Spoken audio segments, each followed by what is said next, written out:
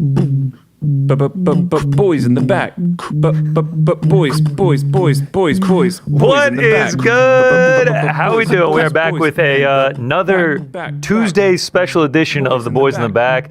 Ariel Helwani out in Los Angeles. I was about to say Las Vegas for the Ronda Rousey, Gina Carano Netflix presser, which we will be going to live later in the program. We'll give you a sneak peek of that in just a second. I am 1/3 of the Boys in the Back, Connor Burks. Join alongside me, as always, the man, the myth, the legend, Mr. New York Rick. I was chuckling off the top there because, why were you laughing? You know, we all have access to the YouTube channel and everything like that. And sometimes when the show's starting, I like to get in on my personal YouTube channel and be like, yo, what's good? How's everybody doing? Like, how we feeling? I was on the Helwani YouTube channel, so it looked like I was Helwani. And I was like, yo, what's good? Hollywood. No, Helwani's not here. He's in Los Angeles. In fact, we have eyes on Mr. Ariel Helwani. Can we take a peek Let's at him? take a look at this presser. Yo, there he is. Doing a little bit of rehearsal here. Who's to check? Who's to check? Getting ready. Who's to check? But stick with us. We're going to be watching this live. You're going to see that stream. You're going to see the press conference on our feed, and we're going to react to it alongside. Can we actually go back to that real quick? Just because the screen behind him has to be absolutely ginormous. Yeah. Like, he's as big as the font for Saturday, May 16th. It's absolutely insane. The Intuit Dome does it better than anyone else. Yeah. So I can't wait to see how it looks. It's going to be very impressive. So they're outside, which is crazy. Oh, they're shit. Outside the Intuit, yeah. Wow, I cannot wait to see what this looks like. Can't wait to see if there's some shit talking going on between Ronda and Gina and Francis and Jake. Felipe Lenz. We'll see how he plays into it. Maybe a little Ronda Helwani. Yeah, we'll see. Gina Helwani. Who's to check? Who's to check? We'll get to that later in the program. Before that, much news and notes to discuss. Are we going to be seeing Khamzat versus Sean Strickland at some point this year? We got some clues on that. We'll touch on that. Ilia Topuria with some strong words for Islam Makhachev. Islam Makhachev firing back. The managers get involved. The drama is very, very high between those. But let's start with Jon Jones, who took to Twitter yesterday and requested his release from the UFC in essentially a formal letter after Dana White had a lot of comments to say on Saturday night after UFC 326. But I wanted to sort of create the path of how we got to this point of Jon Jones going on Twitter and formally asking for his release from the UFC. So I want to go back to last week when Jon Jones was at a baby shower media conference. We don't know what it is. We have no idea where he was at, but Jon Jones had this to say about the potential of him fighting at the White House in front of a massive audience, and the clip went viral. Take a look. I'm in negotiations with the UFC about this White House thing as well. They love it. He's grinning ear to ear. Very, very, very proud American. Proud American. I cannot wait to represent one more time. All right, let's take some photos. All right, so like he seems hyped up. He seems optimistic. Happy. Like, and we've seen all the way back to the ESPYs last year, summer of last year, he announced that he was coming out of retirement on the red carpet because he wanted the opportunity to potentially fight at the White House. This is something we know that he wants. This is a crown jewel for him, something that he's looking forward to. Friday night, this is when we're going into the UFC 326 card. The Friday before, we already knew that they were going to announce the White House card. Jon Jones goes on Instagram Live and is asked about the potential of him fighting on that card. Here's what he had to say. Okay, Jon, are you going to be fighting on the? Everybody's asking. Are you going to be fighting on this White House card? He didn't quite answer, but it seemed like he was about to give a positive update. He gave a smile. He gave the point. Obviously, that's just some marketing from Jon Jones. But at this point, last week, everybody who was asking me about the White House card, what's your prediction? What do you think's going to happen?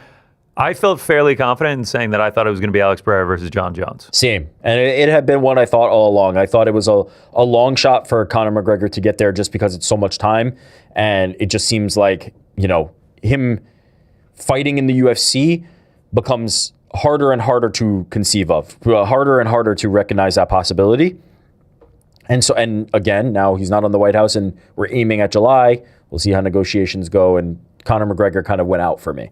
So at that point, like late last year, I started thinking that when these things all happen, if somebody gets hurt, if they can't come to terms with somebody, the easiest fight you're going to be able to make is Jon Jones versus Alex Pereira. For one, you already know what Jon Jones' price is, right? You already know how much you're going to have to pay him because you offered him that money that you offered him to fight Tom Aspinall. And for two, Alex Pereira gets an opportunity to come up in weight, make his heavyweight debut, and fight against what most sane people would consider the GOAT of MMA. It's very easy to make this fight as long as you can kind of come to contractual terms. And so I thought this would be the easy direction that they would go. Superstar and Alex Pereira going for at least an interim heavyweight belt against one of the greatest of all time, massive superstar in himself, biggest American star we have in the sport. Makes sense. Main event, White House card. I don't think anybody would be complaining at that point. Obviously, Friday night we get the, fight dropped out, rumors start spilling out, who's it going to be, everything like that. Saturday night, we get the announcement during UFC 326 on the main card. Announcement is Ilia Topuria versus Justin Gaethje, Alex Pereira versus Cyril Gane. Jon Jones is nowhere to be found on the card. There you can see the Freedom 250 fights right there. Jon Jones is not on the card. Pereira will be fighting Gane for the interim heavyweight championship. At the press conference after UFC 326, Dana White, of course, is asked about no Jon Jones on the card. Here's what he had to say in regards to that. Okay. There is speculation, of course, that it's Jon Jones. No, it's not. Was Jon Never, ever, which I told you guys 100,000 times, was Jon Jones even remotely in my mind to fight at the White House. I wouldn't. First of all, I've told you why I wouldn't do it. And number two, some guy with, meta glasses on filmed him talking about his hips, that his hips are so bad. And I don't know if you guys saw that flag football game where he can barely run. Jon Jones he retired because of his hips. He's got arthritis in his hips. Apparently he's been, doctors say he should have hip replacement. So add that on top of all the other reasons that I wouldn't. The Jon Jones thing is bullshit. I'm not saying they weren't talking to Jon Jones and that Jon Jones wasn't interested in the fight. And what was even crazier is Jon Jones came out and was like, I'm in negotiations right now for the White House fight, after I had already sent a text to his lawyer saying, never going to happen ever. Is it fair to say then Jon Jones is retired and this is the end of his time? Yes. Okay. Very fair. All right, so, borderline harsh words there from Dana White in regards to Jon Jones's career. First and foremost, never, ever, ever was going to be Jon Jones on the White House card. Then he says, we talked to him, we talked to everybody, we discussed things with him, but it was never, ever going to be him. I don't know why you would even talk to him if it was never going to be him. And to Dana's point, he has said essentially this entire buildup, it's not going to be Jon Jones. I don't trust Jon Jones. We're not going to make this happen. It can't be him. It's never, ever going to be him. But now all the reports are pointing towards the fact that not only did they talk to him, they also negotiated the potential of him being on this White House card, and they weren't able to come to an agreement. I just don't understand why you would say he was never, ever going to be on it, but we talked to him at the same time. Now, granted, there's people that are going to, say there's degrees to this, and it's like, we were talking to him, but it wasn't serious. But why bother talking to him? If he was never, ever, ever, ever going to be on the card, why are you wasting people's time? Why are you wasting the energy? Why are you wasting the breath? Clearly, somebody is lying here. I would point to Dana White, just, amateur sleuth. That would be my assumption.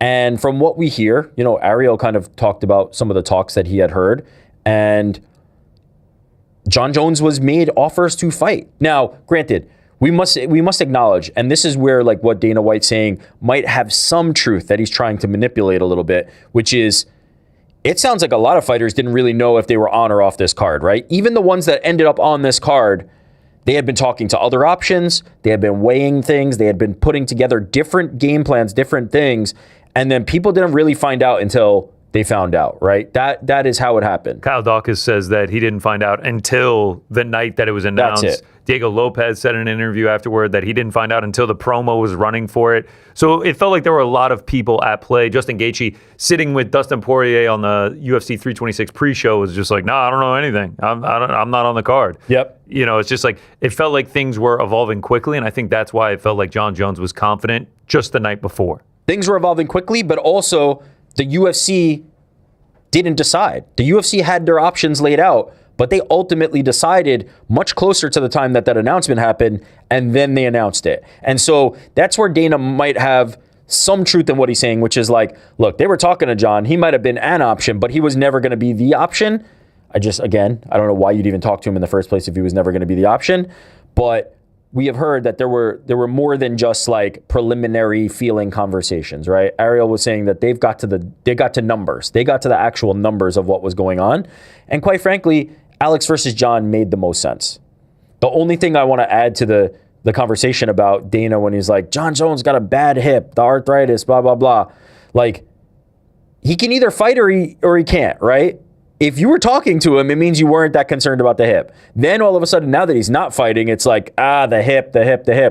To the point that if you're going to keep beating that drum, it kind of opens yourself up for things like we saw from, MVP co-founder Nakisa Badarian, where he goes on Twitter and says, UFC should release Jon Jones. He's done. Bad hip. Let him go make a few more dollars elsewhere with his bad hip. Only fair for a guy who has given his whole career to one organization, but now clear he's not fit enough to compete for them. So if Dana's going to keep beating the drum of like, we don't want this guy with the bad hip, it sounds like Nakisa's willing to take their scraps. Nakisa's willing to take Jon Jones. Absolutely. Incredible play by Nakisa Badarian. As you know, we're going to see the press conference later from MVP. They're working on an all MMA card on Netflix in just a couple of months. I think they would be happy to go to the table and negotiate with Jon Jones, especially when they have a Netflix budget behind that card. Yeah, and obviously they just announced a fight for Francis Ngannou.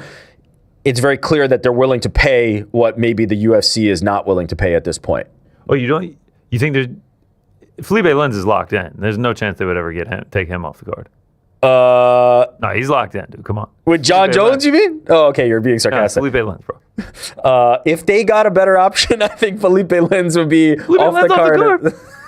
He ended his UFC career on a 4-fight winning streak. Yeah. He can go back if he wants. No, but I love Nakisa weighing in because, to your point, and we'll get to this later on when we read Jon's tweets about the release. It's just like, all right, if he can't fight, then why keep him around at all?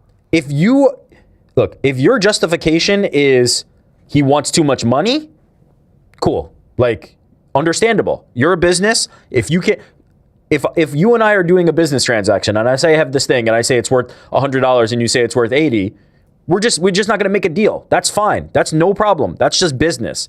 But if you tell me your hip is no good, I have no use for you, I'm at it. What do I need to be here for? If you're not going to use me, if you think that I'm too injured to fight and you can't have a fight for me, I'm gone. Let me go.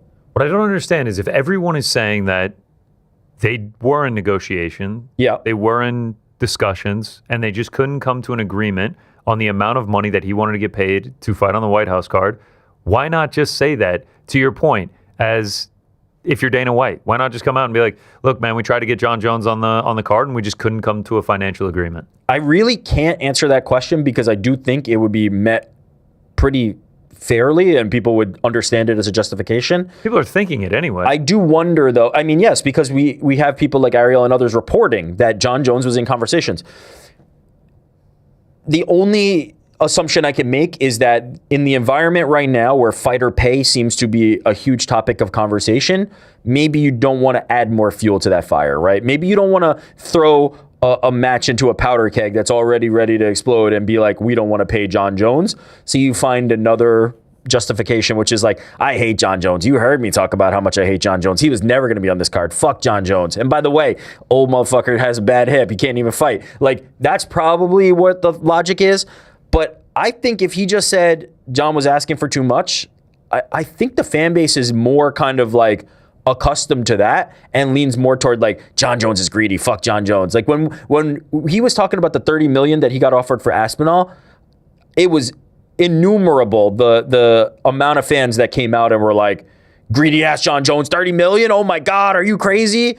Like, I think it would have been fine if Dana said that. I don't really have a great reason why he did, other than my assumption is, let's not talk about anybody's pay at all right now. All right, let's go back to Sunday. Jon Jones sees the comments from Dana White at the press conference and takes to Twitter a very long rant, several tweets.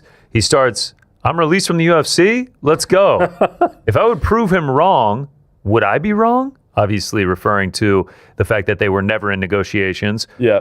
Or would be a bigger man be remaining silent? I'll be the fall guy. Sure. Make this make sense. So all of this negotiating was complete bullshit. Is that what you want me to agree to publicly? Man, how fucking painful. Laying in my bed, wrapping my head around this perception, all I can think is how fucking painful. And then the other half of me is like, but is it really though?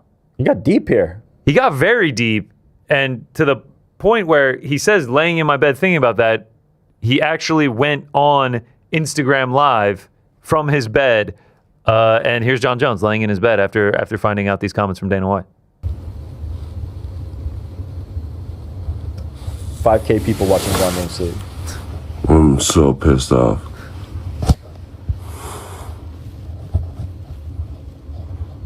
And that's it. Jon Jones is so pissed off laying in his bed. It's very understandable why he'd be so pissed off, right? And we've kind of laid out all the different points of it, right? UFC doesn't think he's worth that amount of money. And we heard Ariel talking about it yesterday. He talked about it with Tom. He talked about it earlier in the show. 30 million was not the number anymore, right? That was the Tom Aspinall fight. That's not the number anymore. I believe Ariel said it was closer to what Conor Ben made, so that we're talking the $15 million range, right? If you're Jon, maybe you're like, I'm worth 25, I'm worth 20, whatever number he kind of, tried to leverage out of them. Or maybe he was standing pat at 30, who knows? I don't know what that number was. Only him and Malky and the UFC would actually know that.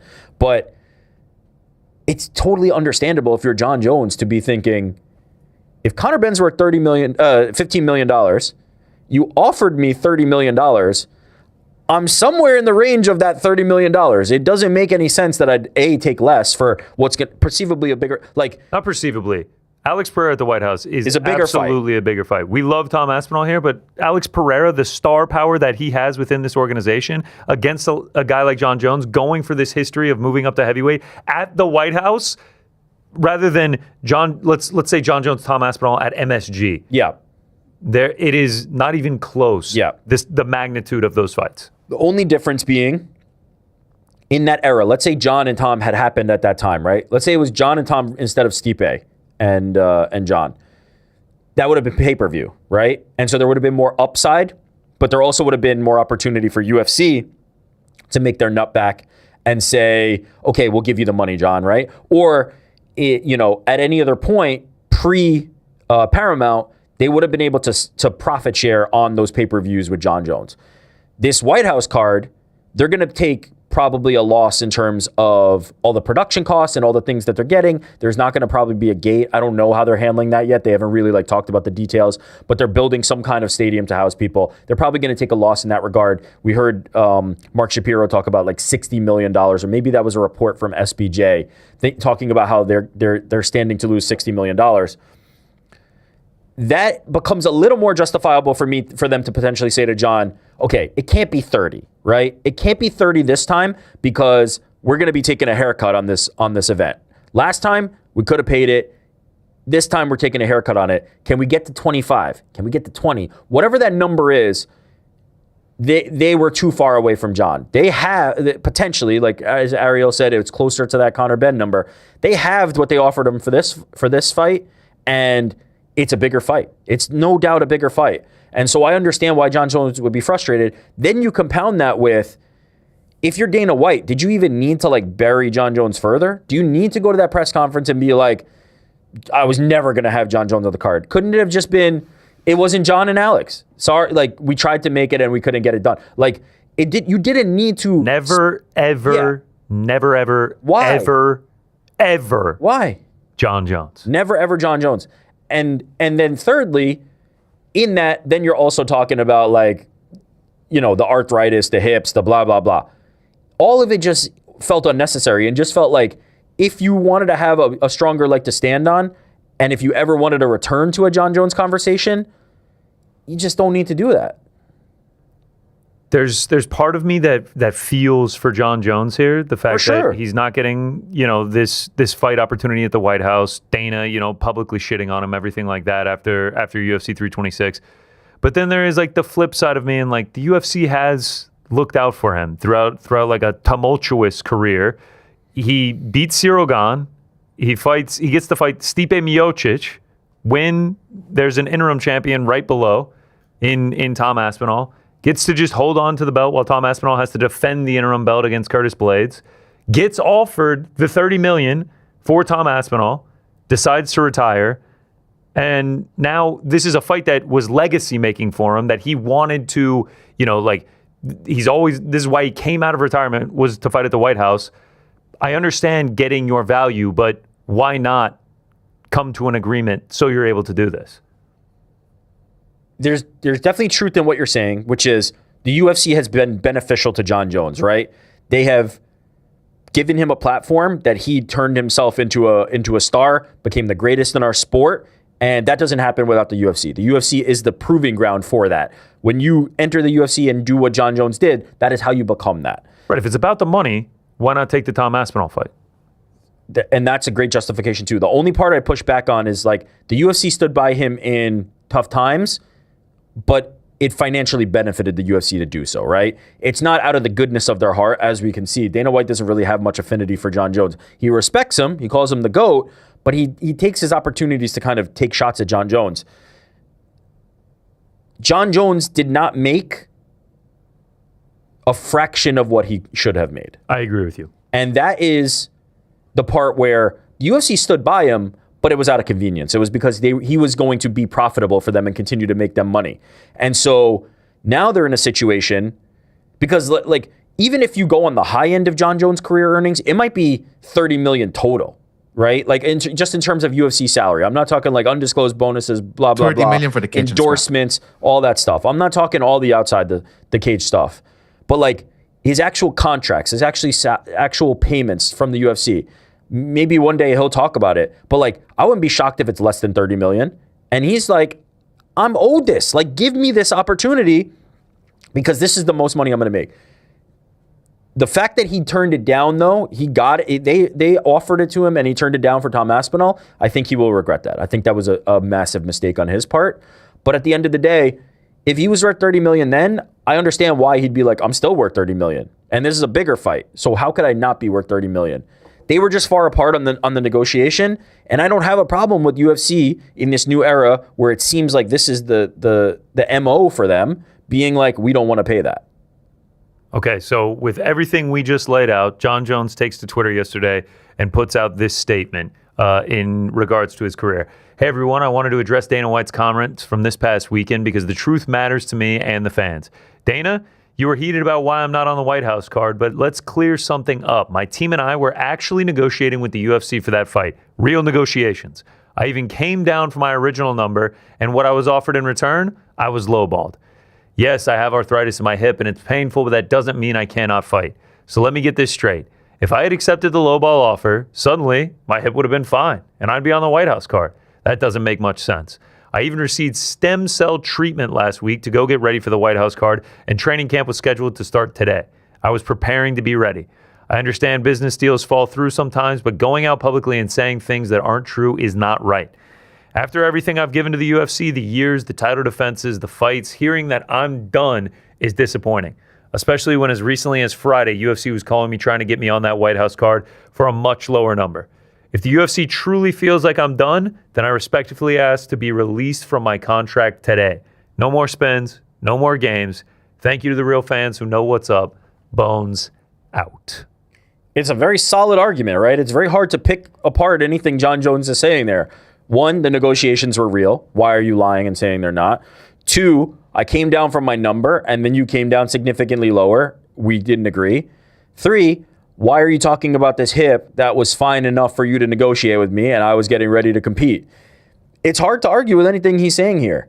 And then it comes down to the brass tacks, which is, if you don't want me, let me go. And that's the most important part of all this, right?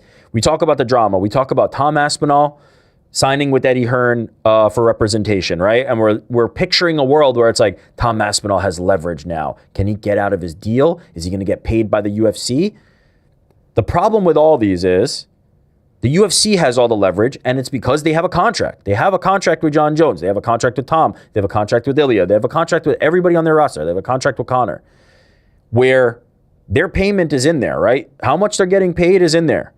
And we know that the UFC renegotiates for big fights. That's not new. That's something that's been happening forever. But they're not obligated to. And so if Jon Jones is like, pay me more than my contract value, there's no impetus upon the UFC to say, yes, we will do that. They can just say, we're going to pay you whatever you're contracted. Hey, we'll give you this much more, right? It sounds like they came up to $15 million, but... And to put that into perspective quickly, just if he's asking for $30 million, $15 million is so much fucking money for a fight. But if he's asking for $30 million, they are lowballing him. They're offering him 50% of what he's asking for. It's not like he's asking for $30 million and they were like, we'll do $24 million. Yeah. And it's something more agreeable. If they're really offering him $15 million on a $30 million ask, you are lowballing him. Yeah, and he believes he's worth more, which he is. Quite frankly, he just is. The objective truth of all these numbers that have been talked about regarding Jon Jones, he's worth every dime of it. They make that money in multiples. They exponentially make more than what he is being paid. If it's Jon Jones, Alex Pereira, main event, Ilia Topuria, Justin Gaethje, co-main event, I don't think anyone's saying a word about it. No, they're loving it. Oh, and we're getting Diego Lopez, Steve Garcia. Yeah. Look at that. Kyle Dawkins on the card. What an opportunity for him. Everything becomes rosier. The Jon Jones just rose-colored glasses. Sean O'Malley, Eamon Zahavi, a little America versus Canada. And they got Iron Mike on there. Did him a solid. But the returning to the contracts, right? We've seen it before where they try to hold a fighter in their contract, offering them fights, but fights that they know they're either not going to take or, are tough fights or whatever. They try to manipulate the scenario so that basically the path for Jon Jones is a few things. One, he can just fight for less. That's always an option. He can just fight for less and the UFC will probably give him fights. Two, he can get released. That feels like the unlikeliest option because if you're the UFC, there's no reason to release Jon Jones, even if he's retired or whatever, he's still under contract with you. And more importantly, he can't go fight elsewhere, right? The last thing they want to do is have him saunter over to MVP or even PFL or somebody else and fight for them. The third option is this kind of middle ground where it's like you can fight out your contract for less money or try to game the system, but then you get into a negotiation period.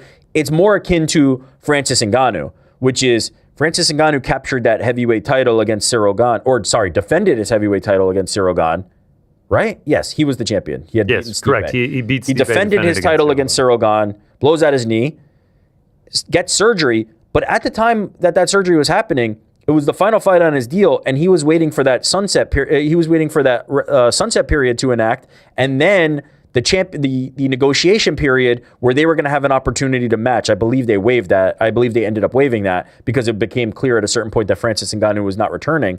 But that then becomes the game, right? The game becomes a waiting game. You're not instantaneously released, nor are you happy and getting paid what you want. But there's that middle ground, which I think might be Jon Jones' future, which is like maybe you try to fight it out, but maybe you don't, and you're hoping that there's an opportunity where your contract expires. It's murky territory, and it's kind of hard to imagine a world where Jon Jones can win this battle, And how does it feel if you're an up-and-coming UFC fighter, if you're a current UFC champion, that you're seeing Jon Jones treated like this, and then to the point where he's like, I want to be released. Like, you guys are dragging me through the mud at this point. You wouldn't come to the money that I was trying to get to. Now I want to be released. You have Conor McGregor just a couple days earlier being like, no one will give me a fight. I am begging you people to give me a fight, please God. They also manipulate the system with me. They're never going to put me on the major cards. They want that double economic hit by putting me on the 201s, the 301s right after the major cards to keep the money train rolling for us. Like, how do you feel when two of the biggest stars to ever grace the sport, two of the guys that have done the most for this company. 2016, Conor McGregor took this sport to a new level. Yeah. Jon Jones, over the course of a decade, was a long-standing champion for this company. How do you feel if you're an Alexander Volkanovski? They'll throw me out in the mud, man. How do you feel if you're the current reigning UFC heavyweight champion and you're thinking about your own future and you just got new representation and you're thinking about, what am I worth? The good news is we got that answer because Ariel asked them. Let's hear that reaction right now from Tom Aspinall yesterday on the show. Wow. Well, my reaction to that, and this is going to probably be crazy to a lot of people listening, but why is the UFC not giving Jon the respect he deserves financially? That's crazy to me. Do you feel like there's a growing sentiment?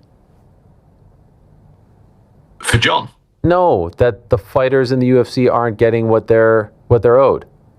well, if anyone should be getting paid a lot in this sport, it should be Jon Jones for the stuff that he's done. And that's me. That's me saying that. Yeah. After the history that I've had with Jon Jones, if anybody should be getting money in this sport, it's Jon Jones. Are you surprised they're not giving it to him? Well, they offered him 30 million to fight me, so why have they not offered it again? I don't understand. So Tom Aspinall essentially saying what we're saying, if especially what you're saying. If it was 30 million against me, why is it not 30 million against Alex Pereira at the White House? And you have this guy in Tom Aspinall who had a long saga with Jon Jones, essentially begging him to fight him. It was the topic of the year in 2025 up until he fought against Cyril Gane. He's going to events with ducks in his hands. He's making YouTube videos. He's seeking them out at public events, and we're getting the hand on the shoulder and the brush away and everything like that. It became this essentially soap opera for us. And it kind of felt like Jon Jones did Tom Aspinall dirty by dragging it out, not accepting the fight for the $30 million offer, and putting him on the sidelines up until UFC 321 last year. But you still have Tom Aspinall being like, bro, they should be paying him. For everything that he's done for the sport, they should be paying him. And you make a great point, right? He was engaged in that saga with Jon Jones, and then Jon Jones left him at the altar. A lot of the problem of that drama at the beginning, right? At the beginning was the framing. And I had said this, I had been beating this drum all along, which is the UFC is actually the one holding up the fight. It was not Jon Jones dragging out the fight. And the reason and the method with which the UFC dragged that out was they did not want to pay Jon Jones. They did not want to give him the $30 million. This went on and on and on. It wasn't Jon Jones. It was the UFC that held up this fight. The saga wouldn't have extended this long if it was Jon Jones, because Jon Jones said, if you pay me, I will fight. It got extended. It dragged. They never wanted to pay him. Then they finally did actually have the money and say, we're going to pay you. Let's make this fight. And then Jon Jones leaves him at the altar. It hurt him, it hurt the UFC, and it hurt Tom Aspinall. It ended up in a bad spot, and that was Jon Jones' doing. But to that point, up to that point, before they said, we've got the money, let's do it, it was actually the UFC that was dragging it out. And so Tom Aspinall has the wherewithal to understand, if Jon Jones can't make $30 million, what hope in a snowball's chance in hell do I have of making any money in this sport? Jon Jones against Alex Pereira at the White House. Yeah. If that ain't a $30 million fight, what one of my fights is? What one of my fights is worth $5 million, if that's the case, right? Me versus Volkov too? Yeah. At the O2? That's probably not getting $30 million, eh? It's more and more, not just Tom Aspinall. I'm seeing the realization from a lot of these fighters, just looking around and being like, damn, like they don't value him. They don't value Conor. They don't value John. They don't value Ronda Rousey. They don't value Francis Ngannou. But damn, they value Conor Ben. But damn, they value Conor Ben. And that's the crazy thing. When John was asking for $30 million, there wasn't really much like response. It was just people being like, damn, $30 million, right? But like none of you didn't see any of the fighters come out and be like, what the fuck is this, right? Nobody. Because I think they would all think that he would deserve it, and B, the rising tides. That's it. Every single one of them thought, Jon Jones is the fucking GOAT. He should be getting paid $300 million. Of course he should be getting paid $300 million. So you didn't hear any peeps like that. But then Conor Ben, who most of them didn't even know who he was. You know, we had Sean O'Malley being like, Conor who? Like, comes in and gets $15 million first up, right off rip. And Ariel has gone in to talk about that. Maybe this is a deal where he's getting upfront money for a longer term contract. But regardless of that, the way it's messaged is Conor Ben is making $15 million for this first fight. For a co-main on a non-Zuffa boxing. Co-main, Zuffa on a ring card. On a ring card where Zuffa Boxing is co-promoting. And people start to go, well, shit, right? Because they don't think he deserves it. They don't think that he's worth that. It then inevitably has that existential question, which is, what am I worth, right? If he's worth that, what am I worth?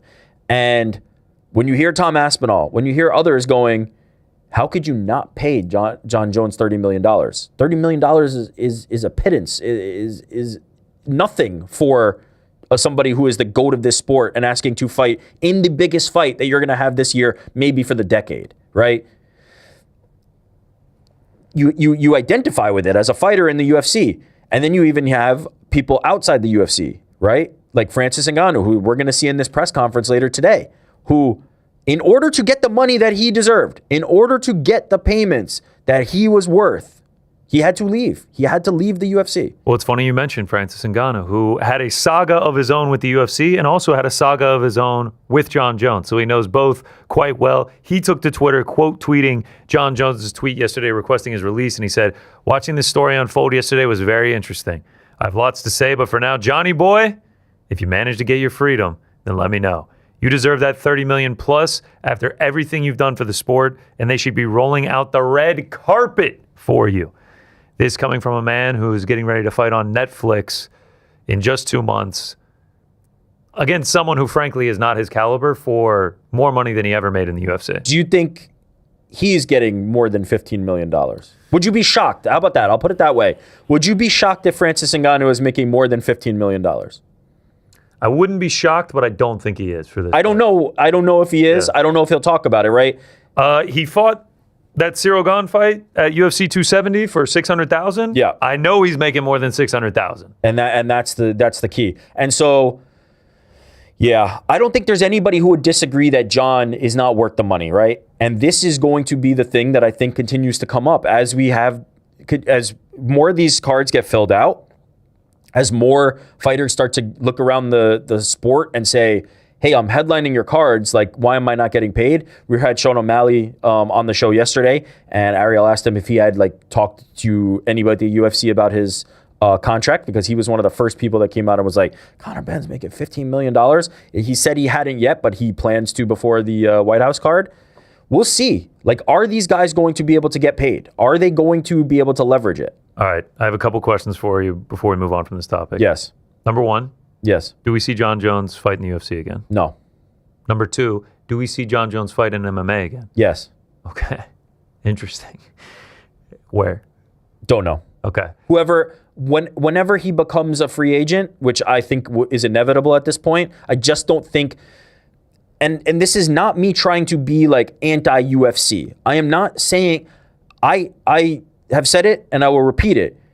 If the UFC has determined that Jon Jones is too expensive for their business model, that's fine by me. I don't care to dissect that justification. If that's their justification, I'm perfectly okay with it. Now, as a fan of the sport, as somebody who likes to watch the best fights, does that bother me? Sure. I want to see Jon Jones fight in the UFC, not elsewhere, because I think that's where the best fights are, right? We're going to see Francis Ngannou fight Felipe Lins. That's not a fight that I'm compelled by in a major way. I would rather see Francis Ngannou fighting Tom Aspinall and Jon Jones and whoever else. But if that's the UFC's justification, is we can't align, we can't pay him what he's asking for, and we don't want to, I'm okay with that. But in that scenario, you then have to let him go. You can't just have him sitting there on your books rotting away because of some vendetta. Anytime an Ngannou gets brought up, it's always the discussion around it. Oh, did he fumble the bag? Did he fumble there? Did Jon Jones fumble? Doesn't get the $30 million against Tom Aspinall. Doesn't end up getting the White House fight, and it now likely will be released from the UFC at some point. Maybe he's fought his last fight at UFC 309 against Stipe Miocic. Did he fumble? He did not fumble the White House thing.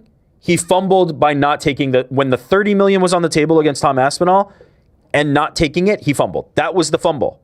I would rarely say that any of these fighters fumble. More often than not, it's the UFC using their leverage to force them into deals that are less than what their true value is. Jon Jones, when they came to the table with the number that he asked for, and then he said, I changed my mind, that was a fumble in my opinion. Because that's as much as you're going to get on the open market, right? When Jon Jones is out there, he's going to be making that type of money, potentially. I was going to say, I think $30 million will be difficult to come by. And maybe so, right? But, no, I think he'd be okay. I think he'd be able to get it. I think he could maybe get there, but I don't think there's going to be countless offers for that. Probably not, but I think somebody would come to the table with that. Either way, if you can get that number and you get to do it in the UFC and you get to fight for the title, you get to fight Tom Aspinall for a legacy fight, it felt like that was a mistake. That was a misstep by Jon, because as we see, next time he came to the table, that number was less. That number was half. That number's gone. And so I do think that was a fumble. But like, did Jon Jones make all these missteps? No. I don't think he made any missteps in this negotiation for the White House. He gave them a number that was lower than 30, and they just said, we don't pay people that anymore. And by the way, we heard Ronda Rousey say the exact same thing. She wanted this fight to be in the UFC, and they basically told her, there's no pay-per-view. We don't pay that anymore. Yep. So it's not a surprise. We got a bit of breaking news here on the program. Oh, what do we got? There it is. Right. Wheel there, man. Sorry to wake you up, brother. Sorry to bother you. Maybe he's troubleshooting. Maybe he's man, I'm just playing Sudoku. No, it's all good. It's all good. RAF 07. We get a major announcement taking place March 28th, 8 p.m. on Fox Nation. Co-main event. What? Colby Covington. Okay. Versus? Yeah. Dylan Dennis. Oh. What are the thoughts here? What are the thoughts? I need a second to react. Okay. Now, reminder, this is the co-main event, Covington versus Dennis, to the rematch in the main event, Arman Sarukian, Giorgio Poulos. That's not a bad RAF card. The press conference will be better than the match, I think. That's where I'm at, basically. You essentially think because like Dennis is BJJ specialist, Colby wrestling, it's just going to be a walk in the park. Yeah, I think Colby's just going to really like do what he wants on the wrestling mat. I have long said that I think Dylan Dennis kind of like is underrated. People just think he's like a piece of shit, like he sucks at fighting, when in reality he's an incredibly gifted grappler and is like actually a good fighter. He was, undefeated at MMA before the injuries and everything kind of derailed.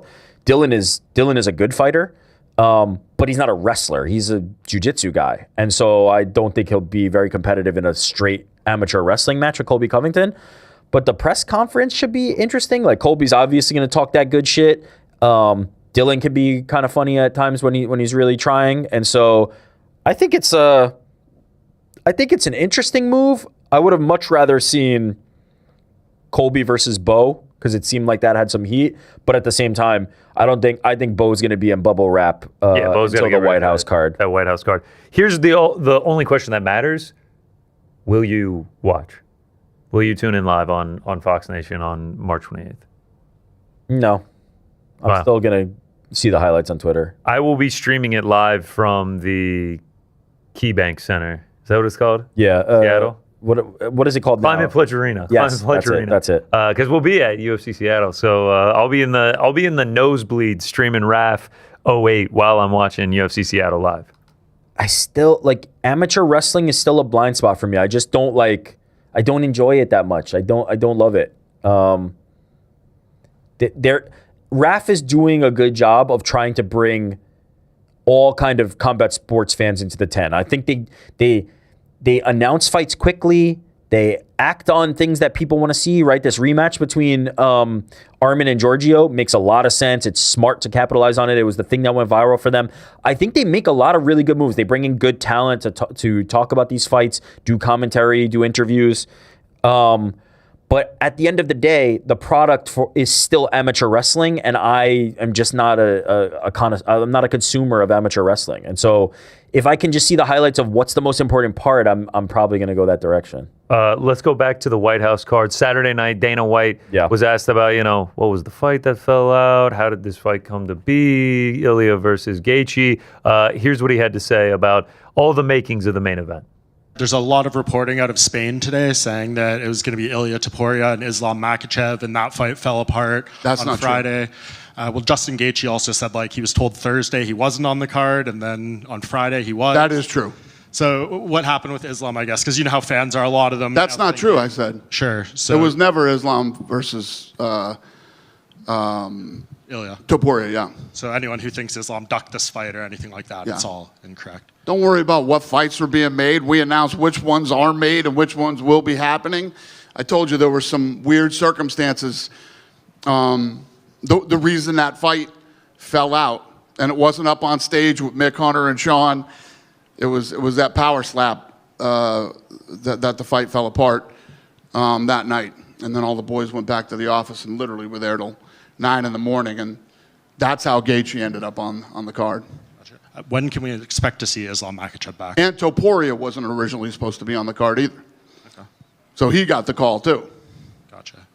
When can we expect to see Islam Makhachev back? I don't know. He's got some hand issues. I know that. I don't know how serious the hand issues are or how long that will keep him out, but yeah, he's injured. So he says it was never going to be. He said never for something else too, which is like Jon Jones never ever yet in negotiations. So never ever negotiated, and now since then it's been nothing but reports. And Jon Jones himself saying, "You are lying on my name." There were negotiations. There were real negotiations. Actually, one half of that main event, Ilia Topuria took to Twitter today and said, "Once again, Islam comes up with an excuse. This time it's an injury. I always knew I would be part of the White House event. Even when the UFC told me at one point that they wouldn't count on me for the event, I knew it was part of the negotiation. When they finally told me I would be on the White House card, they mentioned Islam, and I didn't hesitate for a second to accept the fight. Even though the fight hadn't been officially confirmed yet, the White House card was going to be announced the next day. And when I woke, I found out that Islam had gotten injured. And then Justin Gaethje appeared. Once again, someone else who will pay for Islam's escape. Both of their managers is a bitch and also ugly as hell. Justin, see you at the White House. I'm not someone who humiliates people.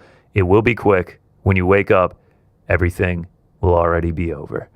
Powerful words there from Ilia Topuria. Quite the wordsmith when he gets on Twitter. The end was kind of reminiscent of one tweet by McGregor back in the day against Jose. Oh, it sure was. Wake up, Jose. It's all over. By the way, from December 1st, 2015. The aura of this guy in 2015 just... hard to comprehend. Off the fucking charts. Hard to comprehend. I will say I saw some people being like, man, he's just a clone. He's just a copycat. I don't think that's the case. If he had posted a picture of him like looking over his phone, I'd be like, all right, man, you're stealing his whole flow. But this, I think like you waking up like it's already over is something that people just say in the fight game. I have a few thoughts. Let me talk about the Ilia Conor thing first. One, being a clone of the most successful MMA fighter of all time. And pulling it off. And doing it is not a bad thing. Two, being just a clone of Conor would be pretty disrespectful to a guy who has won 2 titles and knocked out everybody cold, including like guys who don't get knocked out and absolute fucking legends of the sport. And then 3, who the fuck cares? Like, even if he is doing Conor McGregor shit, when he steps in the cage, he's taking the head off of some of the best fighters in the world. Like, I don't give a fuck. I truly do not give a fuck. Like how last week it was like, it's your favorite fighters. Max Holloway and Charles Oliveira. This is not Ilia Topuria. Ilia Topuria is the guy that knocks out your favorite fighters. That's how you sell this guy. Plus, like, this is just bars. Once again, someone else who will pay for Islam's escape. Justin, I'll see you at the White House. Okay, but... I'm not someone who humiliates people. It will be quick. When you wake up, everything will already be over. It's cold. It's super cold. But what did Islam escape from? There was no negotiations with Islam. None. Is what Dana said. Never. There was no negotiations except for right here, Ilia Topuria, when he says, when they finally told me I would be on the White House card, they mentioned Islam. And I did not hesitate for a second to accept the fight. They sure did. It was never, ever, ever, ever, never, ever, ever, never going to be Islam versus Is it possible that Dana just doesn't know what the word negotiate means? I just don't understand. I don't know why lie. Why would you not just come out? Because he ends it with, when I believe it was Mike Bond asking the questions, and he's just like, when are we going to see Islam next? And he's just like, I don't know, his hand's injured. Why not just say that off rip? Yeah, we tried to get Ilia Islam, his hand's injured. I feel like the fans would be much more forgiving and much more accepting of this card if you had come out and you'd said, look, man, we really fucking tried for Jon Jones. It would have been a massive fight. We just couldn't come to a financial agreement. We're already paying $60 million for this card. We're not really going to recoup anything from it because how much we're paying for this place and the fact that we can't sell any tickets and we're not selling any pay-per-views. We couldn't come to a financial agreement. We tried to get Islam versus Ilia. We tried to get him that triple chance, the triple champ opportunity. We tried to make this super mega fight, pound for pound, number 1 versus number 2. Islam got injured, man. His hand is not right. He's not going to be able to fight in June. Don't worry about what fights are being made. You don't fucking worry about the fights that are being made. You worry about the fights that got announced. All right? Here's my one, and I just literally thought of this just now, and this actually makes a lot of sense. You tell me if you agree. The only reason I can think of that there's all this like weird, like even the way that Dana was like, once we get past that January event, we're gonna lock in on the White House and we're gonna go in the war room and we're gonna make the fights. By the way, he said in court that he doesn't make the fights, but under oath. All that stuff coupled with like we know from reporting and from the fighters themselves that Ilia was talked to, Islam was talked to, Jon was talked to, all these people were talked to. We know this from the reporting, and we know this, the fighters themselves have come out and said it. The only reason I could think of, there's only one reason I could think of that Dana White is being cagey about this, and that would be if he wasn't, and the UFC and the fighters weren't the only ones who had a say in this card. Meaning, if the administration, if Trump and the government had some kind of control or say, and they found it more difficult, the UFC that is, or TKO, found it more difficult based on whatever parameters they've set, stipulations they've set, who they want, who they don't want, to make these fights, and instead of Dana White going, yeah, blame the government. They wanted us to do this, or didn't want us to do this, or didn't want us to do this, rather than, potentially burn a political bridge or throw the government under the bus or throw Trump under the bus, you just take the heat. You just accept that like there's not going to be an explanation, and you just like do this, talking out of both sides of your mouth bullshit that Dana White's doing. That's the only reasonable answer I could come up with, but it makes sense to me that like maybe they're giving cover to what was a difficult thing to put together and why there were 10 offers out. Everything. That's a valid point and a valid theory on how it came to be. This is obviously a sensitive venue that you're working with. This is the White House. This is where the President of the United States lives and works on the daily and is a representation for the United States of America, a country that is involving itself in a war and obviously has enemies of its own that have a lot of very good fighters that are currently in the UFC. One of my favorite parts of Ilia's note is the stray that Ali catches.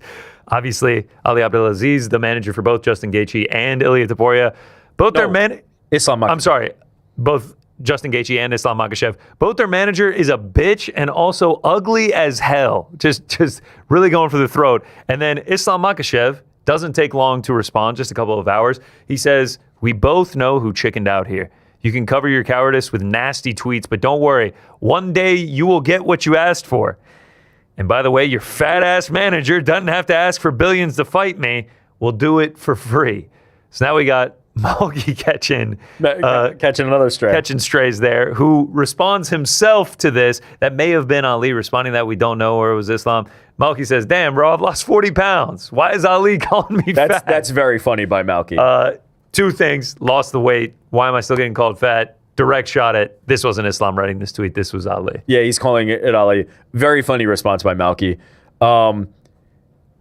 Reading the tea leaves on Islam's tweet, to me, that makes me think that Islam is under the impression that Ilia Topuria asked for more money to fight him than he asked to fight Justin Gaethje, right? And ultimately, the UFC maybe can pay Gaethje less and can pay Ilia less for that fight than they would if they had Islam Makhachev in it. That's what I'm reading from his tweet, right? Because he says, "No, we know who the chicken is. You chickened out. You're the coward. And also, your fat manager doesn't have to ask for billions." So now he's thinking about Ilia's purse. He's thinking about Ilia overextended in terms of making this fight. So that's my read on it. And that's an understandable justification, right? The UFC can get Justin versus Ilia done for probably cheaper than they can get Islam versus Ilia. But then why are we hearing about Islam's hand? If Islam's like, "Yo, you chickened out," is his hand fucking hurt or not? Right? Like, Islam didn't say my hand's hurt, I can't do it, let's do it next time. He said, you chickened out and you wanted too much money. And so I'm like, again, is Dana White just making up things about hands and blah, blah, blah? I don't know what's going on. Right, because Ilia says that he gets the call and is just like, "Oh, Islam is injured, that's why he's not fighting." I feel like this happens all the time in combat sports. The drama surrounding this is it's always somebody's lying. We just don't know who.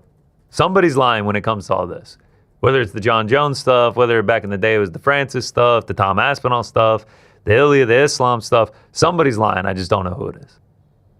I think it's Dana White. But if I had to choose someone, if I'm picking somebody, if I had to choose someone, it kind of feels like it's the guy who's always doing. There's also a reality, which is like the information you're getting from the UFC might be different from, representative to representative, right? They might be telling Ilia one thing and Islam one thing, and they're playing everybody against each other. That's just how this goes in the negotiation. This White House one felt very widespread, though. Like it's not unlike the UFC to negotiate with somebody for a fight, but have a backup ready that they're negotiating with. And if that other person doesn't want to do it or ask for too much money, then they just go, all right, we're going with this person. But it seems to have happened so many different times and places and things to the point that Ilia didn't even think he was on the card. No, sorry. Ilia wasn't being slated for this card, but knew due to some divine intervention and premonition that he was going to be on the card anyway because he's fucking Ilia Topuria, and of course he does. Things just seem to work out for him. It seems to always go that way for Ilia Topuria, but it seems messy. It seems messier than it needed to be, and the only thing I can surmise or put forward is I think that maybe that had to do with there was more cooks in the kitchen for this one than there had been previously. Meaning it's not just the UFC and the fighters. Now they've also got a third party to be concerned about and think about in Trump, the White House, and that entire administration. So messy business, but Ilia and Islam still seem to want to fight each other at some point. Yeah, I don't think that anyone is actively ducking. I think it all comes down to negotiations or injuries or something like that. We know that Islam Makhachev is willing to fight anyone. We know that Ilia Topuria is willing to fight anyone. Islam does say in the tweet, one day you will get what you asked for. Yeah. It's now been proven Ilia is willing to do the fight at 155. Ilia is willing to do the fight at 170. Oh, Ilia will do it. Whatever you name it, he'll do it. Do you think we one day see this fight?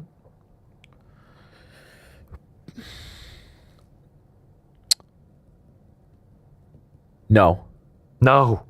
You say no. You say we never see this fight. It's possible. We might, but I don't think it's likely. And the reason being, I think if Arman Sarukian gets the next shot at Ilia Topuria, he'll beat him. And I think that fight becomes less interesting now. And Arman versus Islam might be the more interesting fight at that point. Okay, the rematch of that one. Let's say Ilia does get by Arman, and Islam gets by Ian Gary or Michael Morales. Give Ilia Topuria whatever the fuck he wants, basically. Like, that's my attitude. What more could this guy possibly do for the organization? He talks good shit. He looks like $1 million. He walks around with the swagger of a champion. He goes into the cage and kills people. Like, what there's not a thing more that Ilia Topuria could do. I don't think he's made any missteps in his entire UFC career. There's really not more you could ask from him.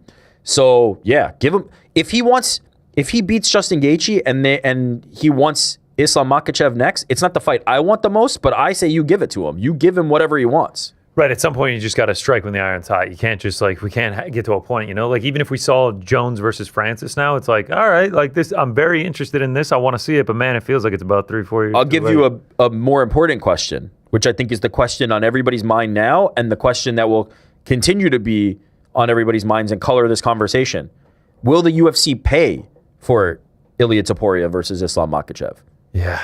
That is more of a question to me than if both of those guys are willing to do it. I imagine the star power will just continue to rise as both of them continue to win. And yeah, the paycheck the check that you're going to have to write just keeps getting bigger and bigger. That's the question. Will they pay those guys what they're worth to fight that fight? Because this is now another time, right? Ariel told us about the time that ahead of, what was the International Fight Week number last year? UFC 317. So ahead of UFC 317, they did not have an agreement in place with Ilia Topuria, and he got more money to make that fight happen, and then he goes out there and demolishes Charles Oliveira. Now we hear this negotiations where Malky's on the phone with after the negotiations were over, Malky took to Twitter, talked about how you'll never believe the story. It took all night to do the negotiations. This is now time number 2 in the last year that Ilia Topuria and his representation were able to negotiate for more money from the UFC to get the fight done. You have to imagine another win under his belt, win at the White House, beats Justin Gaethje. That price is going to continue to go up and up and up and up. Is the UFC going to pay for him to fight Islam Makhachev? Only time will tell. One last thing I want to say on the White House card. I got a bit of breaking news last night. My brother. Yeah. Your brother? Yeah, my brother. For those that do not know, my brother is active duty Marine right now. And he texted me last night. He said, "You going to be at the White House card?" I said, "No, motherfucker, no one's going to be at the White House card." He's like, "Well, we're going to see about that." Oh. He's like, "They've approached us, haven't given us major details, but I'm sure that I will be involved in it." Woo! Now, when I say active duty Marine, he is a professional clarinetist in the president's own Marine Corps band.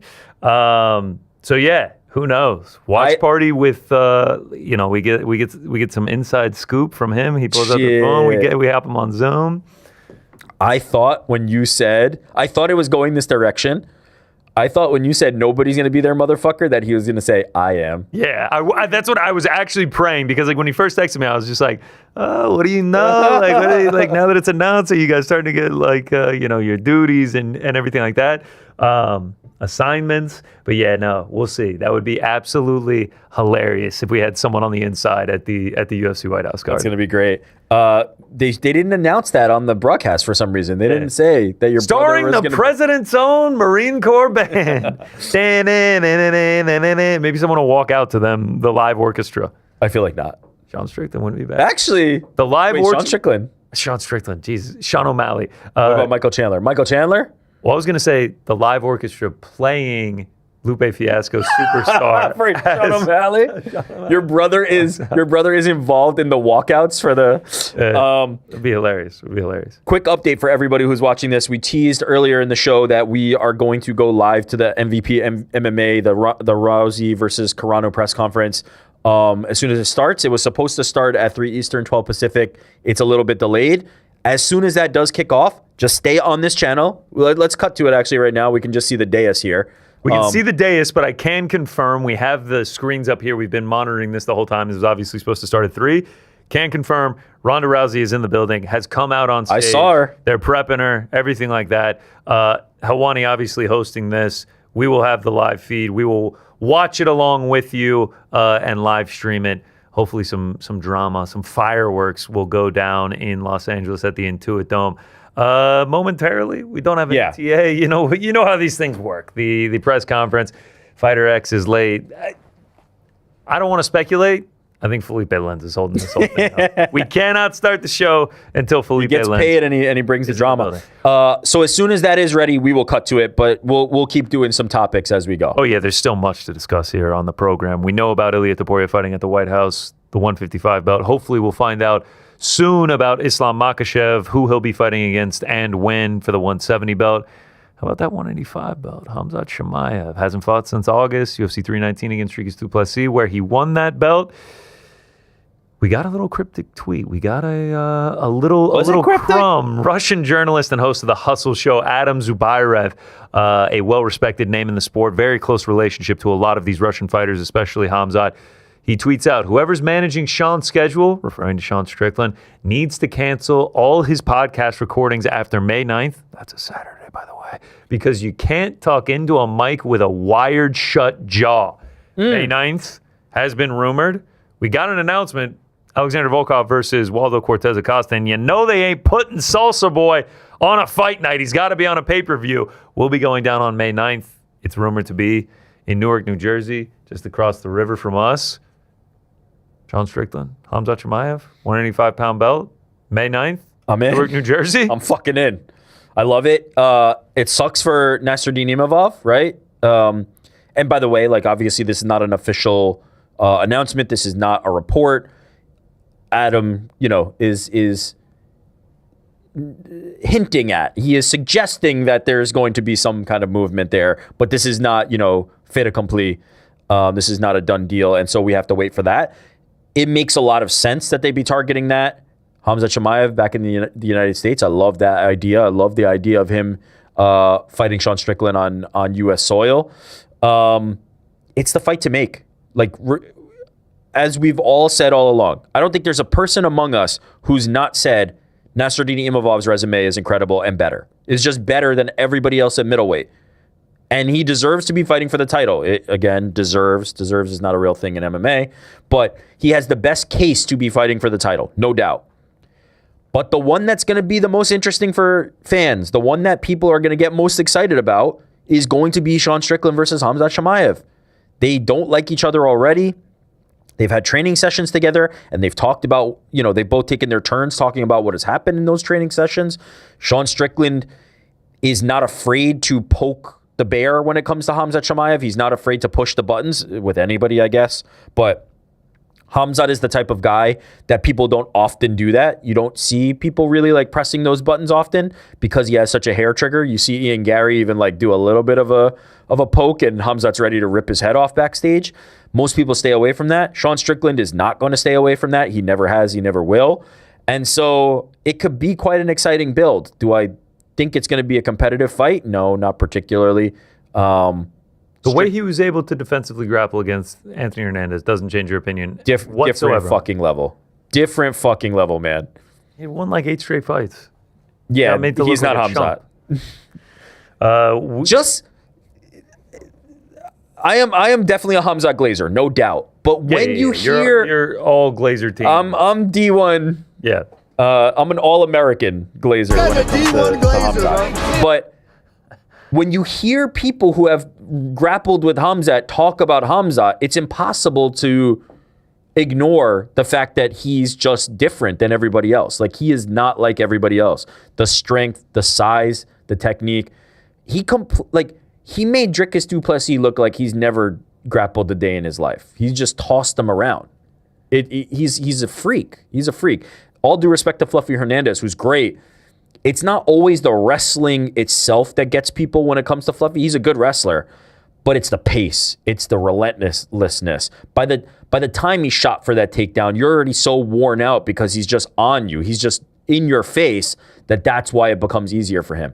Khamzat's just shooting a double from across the cage, and you better try to stop him. If you don't, you're going for a ride, and he might break your jaw, if he gets a hold of you. So, yeah, I knew Sean Strickland was that good defensively. I didn't come away thinking any different about Sean Strickland because I knew he was that good defensively. I was more impressed that he was able to neutralize Fluffy, but I wasn't shocked. And so I don't think any more of the matchup. I think Khamzat still can pretty much do what he wants to somebody like Strickland because I don't think Strickland has puts the fear into him and has, the weapons to make Khamzat fear that he's going to get finished. So he's just going to come in there and try to finish him.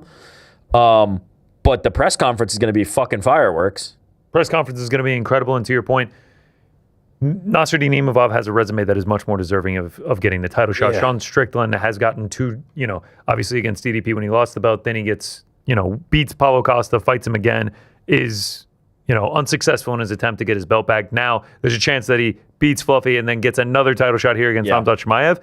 That's not the way the UFC has operated as of late. That is just not how they work. The Imavov shot, you mean? Exactly, yes. Yeah. Diego Lopez doesn't get a rematch in a deserving world against Alexander Volkanovski. None of these things are surprising. You have Lerone Murphy and Movsar Evloev, who are undefeated in the UFC on 9-fight winning streaks that are much, much, much more deserving. Lerone Murphy coming off the knockout of the year last year against Aaron Pico. It just doesn't operate like that. When I saw Sean Strickland, who had been nipping at the heels, talking all this shit about Khamzat Chimaev all week, stuff the takedowns like he did against Fluffy Hernandez and then finish him in the third round. As soon as that went final, I was like, I think Sean Strickland's getting the title shot. And I have not wavered on that since. And obviously, like you said, this isn't an official report. This hasn't officially been announced. But Adam Zubairov, just taking a look through his Instagram and the guests that he gets on his program, he is a trusted person in this, and he's close within this inner circle. He's got pictures with Islam, with Habib, several pictures with Khamzat. Like he is of this team, and he's going to know better than most people on this subject. So it feels like it's trending towards that. And to your point, the shit talking is going to be fantastic. Let's go through a couple of the tweets. This is just them on Twitter, not just Sean Strickland at the press conferences and everything. Sean Strickland says, "Keep running, you Chechen whore. I know the score. You know the score." Again, referencing their training, like they both keep talking about it as if they won, which is interesting because like the last time I remember something like this was this during the ESPN era? Because then you'll remember this as well. You tell me. Kamaru Usman versus Gilbert Burns. Yes, this was during the ESPN era for sure. They kept talking about like man, I've heard some stories. Gilbert might have been getting Kamaru in the room. Like that was the thing that was like kind of developing. They kept talking about that. It reminds me of that. It reminds me of like just the idea of like, they both think that they were the one that won that, and they're just going to keep pushing it out there. Yeah. Let's continue through a few more of these tweets. We do see Helwani on the dais. So, are we getting ready? Yeah. Once he gets wrapped and ready to go, we'll toss out to him. Khamzat Chimaev says, "See you soon, boy." Obviously, shout out to the Yoel Romero line. This after Strickland beats Fluffy, says Khamzat's not going to be able to do anything to me. He says, "Habibi, calm down. I destroyed the guy who beat you twice," referring to Dricus du Plessis. He did. American bitch, laughing emoji. We keep rolling along.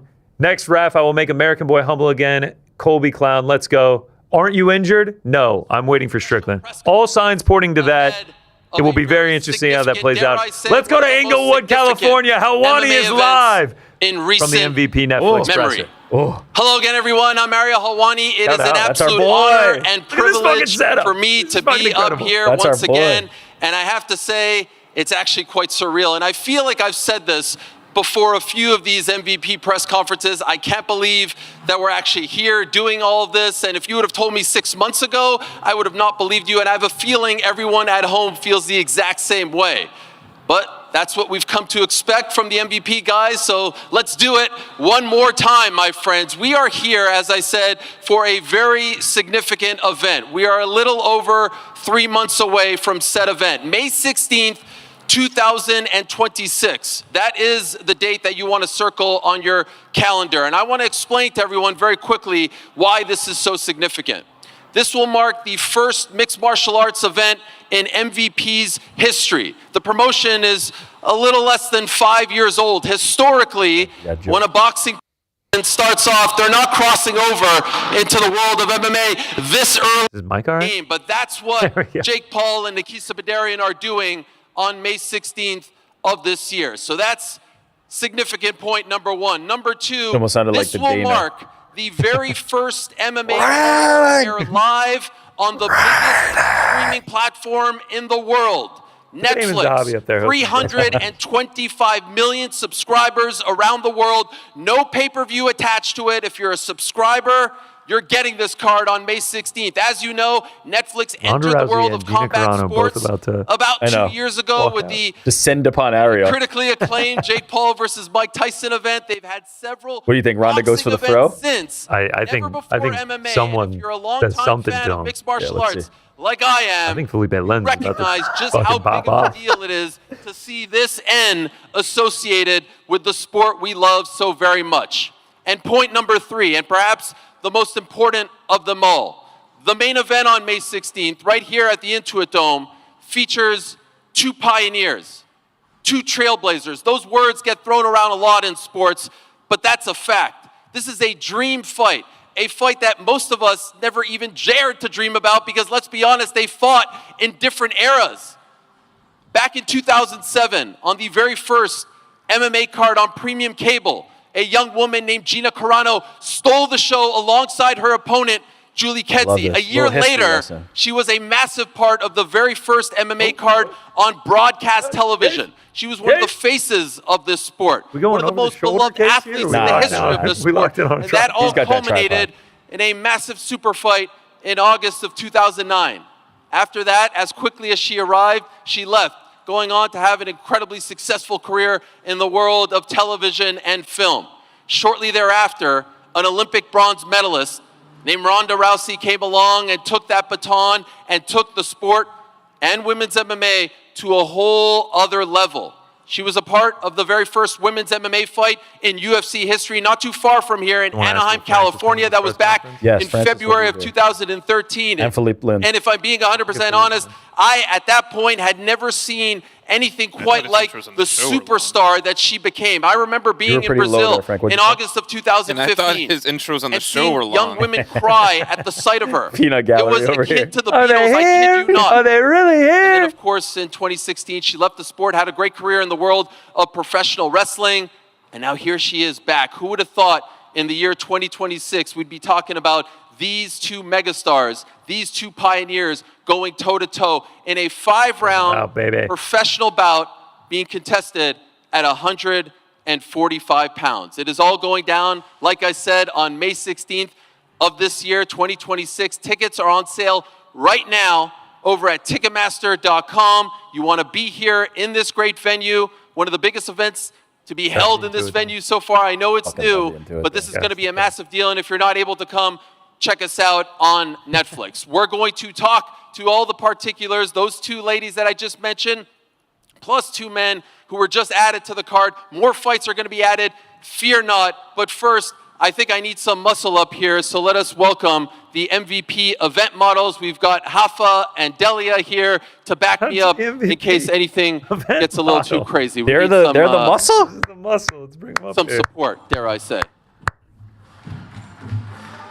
There they are. Oh, all right. They're Bom pretty dia. buff. I Thank you, guess they guys. could handle business. Oh, they know sold the ball. All right. As I said, it's not just about the two women. We've got another big fight on this card. It was just announced about 24 hours ago. Everyone talking about it since. We're going to get a chance to talk to the two men who have just been added to this card, two very big men. First, let us say hello to the pride of Brazil, the 2018 PFL tournament champion. He then went over to the UFC, was on a 4-fight winning streak, and then crossed over and has not fought since. We have not seen him since 2024, but he is now back taking on a massive, massive challenge in the form of his opponent. Curious as to why he's taking this, how this all came about.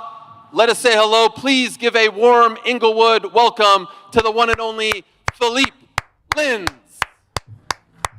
Oh, fucking massive pop. Roll PL, baby. There he is. Oh, swagged out. Denim and a blazer. A little walkout song. You can feel the aura. Hello, Philippe. Good to see you, my friend. His opponent really needs no introduction, but I'm going to try to give him one anyway. He is currently the lineal MMA heavyweight champion of the world, the former UFC heavyweight champion, who we have not seen in the octagon for a bit, but he has still been quite active. Disrespecting. About 2 years ago, he crossed over to the world of boxing. He went toe-to-toe with, at the time, the champion, the one and only Tyson Fury, and I still believe, till this day, he won that fight. He then fought, of course, Anthony Joshua, and in about October of 2024, about a year and a half or so ago, is this being recorded by just some he last dude? fought in his last MMA fight. He became the PFL Super Fight Champion when he defeated Renan Ferreira. This will be his first fight since. By the way, this one kind of came out of nowhere, but we found out about it yesterday. He is in fact here. He is the man who is hailing from Cameroon, from France, le Prédateur, the one and only Francis Ngannou. All right. Yeah, a little bigger comes. pop for Franny. Here he comes. Always looking good in the suit. Sick suit. He always goes collar open. Never. Yeah, no tie, collar open. 3-piece collar open is the Francis standard. Someone said, Felipe Lenz, Frank's brother? We got to support Great to see you, Francis. That is, in my opinion, still to this day the baddest man on the planet. Can't wait to I see him think in just a matter of moments. they can't but we hear have to Ariel. say hello to the main event. And let's say hello to one I don't half think they of the main can event. hear. We I don't think last saw her compete in a pro MMA fight It might be, back or in like the acoustics 2009. are not there because like I'll be Francis honest, didn't. one of my favorite react fighters to of all Ariel time. either. And then she left and went on to a great career in the world of TV and Hollywood. But she is now here. She is back. It is actually Frank's happening. telling me. As I Frank, said, you could have said that on there. brought They're women's just- MMA. they're just- Call me an idiot I know on better there. than to say Brought Rick women's is wrong MMA about to something. broadcast they're gonna- I'll television. never hear the fucking At end one of it. time, one of the biggest let's stars say in the history of this the chat sport, summary? regardless Where'd it of go? gender. Please What was it? welcome back to mixed martial arts, the inimitable, Who walks the first? legend, the Or do they pioneer, come Gina together? Carano the first. No, they might come trailblazer, together. the one and only Gina, Okay, Gina first. Conviction This is Carano. Ronda A card, side. bro. Rouse's A side. Viewers in the chat are saying they're confused about who the fighter is while mocking the Netflix production quality and joking about the storyline. That's not the one that I just had. I had one that said Ariel Helwani looks like a villain up there. But by the way, this is not the Netflix production. This is we sent the camera. Shit. Look at that little handshake from Gina and Gina Ariel. and Ariel. Does Ronda shake Ariel's hand? Gina pulling up with the hair done. Gina Carano. Listen. Shout out. That is unbelievable. We will get to her in a moment. But we have to say hello. It is and a little welcome bit back surreal as to well see Gina on a her stage for a opponent. fight. Fucking right. It's crazy. 2013, she brought women's MMA to the UFC. And we all know the story by now. They always said women would never fight in the octagon. You've heard it. But it started well before that. Bronze medalist, the Olympic Games in judo. Crosses over to the world of mixed martial arts and is fighting local shows, Strikeforce, and is submitting every single opponent in a matter of seconds with that armbar. All right, here's the moment. An absolute tour de force. Ronda's coming out. Brings MMA, Does she come women's out- MMA does to she the come out UFC, huffing and headlines puffing? that Is she first gonna, show like, in 2014, and then goes on one of the greatest runs Is she going in to come the out history hot, of the though, sport. or is she going to just, like, She walk leaves out? the sport in 2016, I think she's signs gonna with come out. WWE, Like her bad and has a reputation, like- tremendous career No, there as stop. well. No, stop. Most of us thought that at I'm that hoping point Ariel she hits was this done. with She a was growing her family, she was doing her thing, she's an author, all that stuff and more. And then out Here of it nowhere, comes. we start Almost. seeing the training footage, we start seeing all the clips, and we start thinking to ourselves, holy smokes, is this actually happening? But against who? Against her. And so it is actually happening on May 16th of 2026, the return to MMA by one of the greatest stars in the history of the sport, a surefire Hall of Famer in multiple sports. She is actually coming back. Please say hello to the former UFC Women's Bantamweight Champion, the Rowdy One, Ronda Rousey! Shout out. There we go. Here she comes. She always does walk with smile. purpose. She always does Big smile. a little touch for Francis. Oh! Oh! She's ready to sit Ariel the fuck forced the issue. down. Oh, yeah, How she's about ready to this? sit the fuck Again, down. who could have predicted all of this Oh, yeah, she was just like, a few short months fuck ago? I can't wait to get into it. And I do want to let the media in attendance know that Little we'll smirk. be fielding questions from all of you, so have no fear. You will get your chance as well. I would love to start with Gina. Oh, what? Okay. You deserve it. Let's You do deserve this. it. Okay. You were here first. Welcome back. Nice It's so to great to see see you you. again. Oh, you were Really here great to first. see you. Nice to see you again. Can I ask you why? Why are you coming back? What's the motivation? Well, obviously the motivation is Ronda personally asked me, and she was quite the charmer. She asked me politely. She thanked me for so much, and she just she inspired me. And other jobs kind of came up during this, but nothing was as important as this. And to share this moment with her, and to be the one that she would come back for. She's my one as well. So it's hey, we get to live once, and this makes me feel so alive, and so I'm just super grateful for the opportunity. How long was that process Very from her respectful saying, toward "Hey, Ronda, are you obviously. interested?" Yeah. To you then saying, "Yeah, Grateful I for the actually want to do this opportunity. after all these Gina's years." I always mean, that been was very about a year. I think respectful. I first got confronted with it from Dana White, December 2024. That's interesting. Yeah, White came so through. about a year we've been talking about it. And when you say confronted, what does that mean? Like they offered it to you? They talked to you about it? Dana gave me a call and he said, Ronda's pregnant. I think she was 9 months pregnant, right? And she wants to fight. And the only one she wants to fight is you. And at that time, I was extremely, I was extremely sick in my body. Had a couple of tough, rough years, like I think a lot of us did have. And at that time, I was like, you know what, absolutely. And then it just became more and more real as 2025 went on. And it is pretty incredible and surreal to be here today. It's healing, it's exciting, it's everything I could have hoped for. I didn't know I needed this so bad. Well, it is amazing to see you back here. Thank On you. behalf of the whole MMA community, Ronda, it's great to see you back She was as in a well. bad It is spot, and this is surreal like in its own motivation right. for her to And I'm wondering, come when back. you decided to leave pro wrestling, was this the plan for you, or did it crystallize in a different way? No, I never thought I would come back. It didn't cross my mind at all. I think it kind of started with my now coach, Ricky, who was originally my mortal enemy. He was coaching against me on The Ultimate Fighter.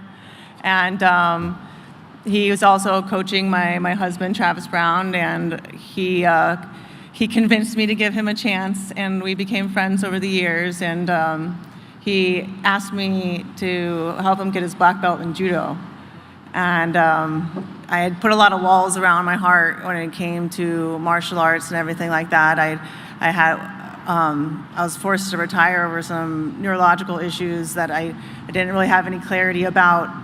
And it just hurt to be around it. And when he asked me to teach him, I was like, okay, fine. You know, he would come to my house, and I had some tatami in the garage. And once I started getting deep into it again and explaining things and getting back to it, made me fall in love with martial arts again. It kind of, it reminded me of the joy that it gave me from the very beginning, and why I love it so much. And I really am a master of it, and I understand it so deeply, and to be able to teach it to somebody who would understand it on that level, it reminded me why I loved it again. And then I got to be pregnant, and I was about 3 months pregnant, and my husband caught me doing suplexes in the garage, and he was like, girl, you gotta give it a little rest. I'm like, okay.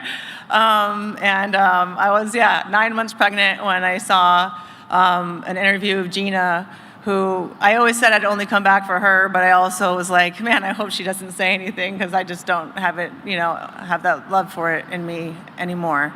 But once I found that love again, and I saw her not doing well, I was like, you know what? We both need to reclaim our bodily identity together, and rewrite our own endings together. And so then I reached out to her, and it's been such a journey to get here, and so many obstacles, and so many people tried to get in between us and to insert their own agenda. And we went from barely knowing each other and respecting each other to being like, you know what? We're going to fight each other. I told her I will train you to fight me if I have to. Luckily, I didn't have to do that. But yeah, we went from, because of this, I had to get her number and talk to her. Because of this, I had to meet up with her and find a way to make the contract work out. And I thought it was just about me and, finding my love for the sport, and just about her, getting back to finding that fire and that light in her eyes that we all fell in love with. But it's become much more than that. Now it's become about changing the entire landscape of the sport, and challenging the monolith that the UFC has become. And I mean, of course, I just wanted to do something fun, and I ended up having to change the world. But that's the way that we do it. And I'm so happy that we're here, and I'm so grateful that Gina trusted me. When it wasn't going to work out with the UFC, I told her, I was like, we can do this on our own. We don't need them. We don't need anyone. And she said, I'm going to follow your lead. I'm going to trust you. And that's what led us to MVP and to Netflix and to us sitting here in front of the Intuit Dome, about to put on the most viewed MMA fight of all time. Ronda really has been in opposition to the UFC. But I asked, since this was announced. Why did it not work out with the UFC? You were so synonymous with the UFC for so long, and so to see you associated with another MMA brand at this point is surreal in its own right. And so could you tell us why it did not work out, and why you feel the way you feel about the landscape? Well, I knew that we could promote this on our own, and probably be the most lucrative way to go about it for us. But I have such love and respect for Dana that I wanted to bring this to him first. And I said, I know I can do this on my own, but I would rather fight for you than to fight for me. Just make it make sense for me. And originally we were going to do it New Year's, and it was going to be under the last fight under the pay-per-view model, and he offered me the best pay-per-view structure ever, and I was so grateful. But then, Gina said she needed more time to get in the best shape possible, and that she wanted me to fight the best version of herself. And I think that was fate. It was meant to be. It was meant to push us onto the other side. And once they've moved into the streaming model, it's just not about putting on the best fights possible anymore. Dana is legally beholden to the shareholders and to maximize shareholder value. And unfortunately, now that they've taken the reins from of the company away from him, it's barely recognizable now. And they need to be safe for themselves. And luckily, I'm here to be their hero. I'd like to ask my friend Francis a couple of questions. Francis, great to see you again. Good to see you. Bon après-midi, as they say. Damn, he's Why far are they away. sitting so far? What a busy few days for you. Then Wake again, up on Friday. that poster must be massive behind them, like the screen with the poster on it. So they have to fill that stage. Part of this huge card.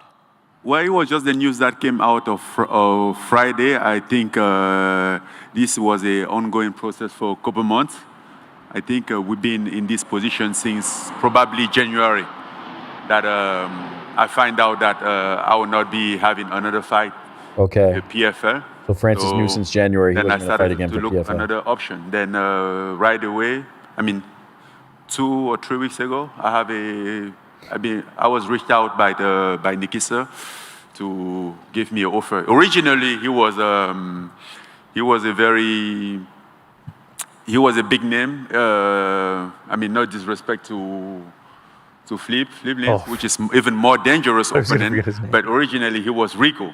So he called me and like, okay, what do you think about fighting Rico in MMA? I'm like, damn, that sounds good. I never thought about it, but I think this is a good opportunity. But long story short, on Friday, 2 weeks ago, and then Rico gets signed for the Usyk fight. So that wasn't an option. And then we were looking for another, for a replacement. And then Flip came out to be the best option. There were a couple names, but among them, Felipe was the best option. So they chose him. Could I ask, we last saw you in October of 2024. That was your last fight. Yes.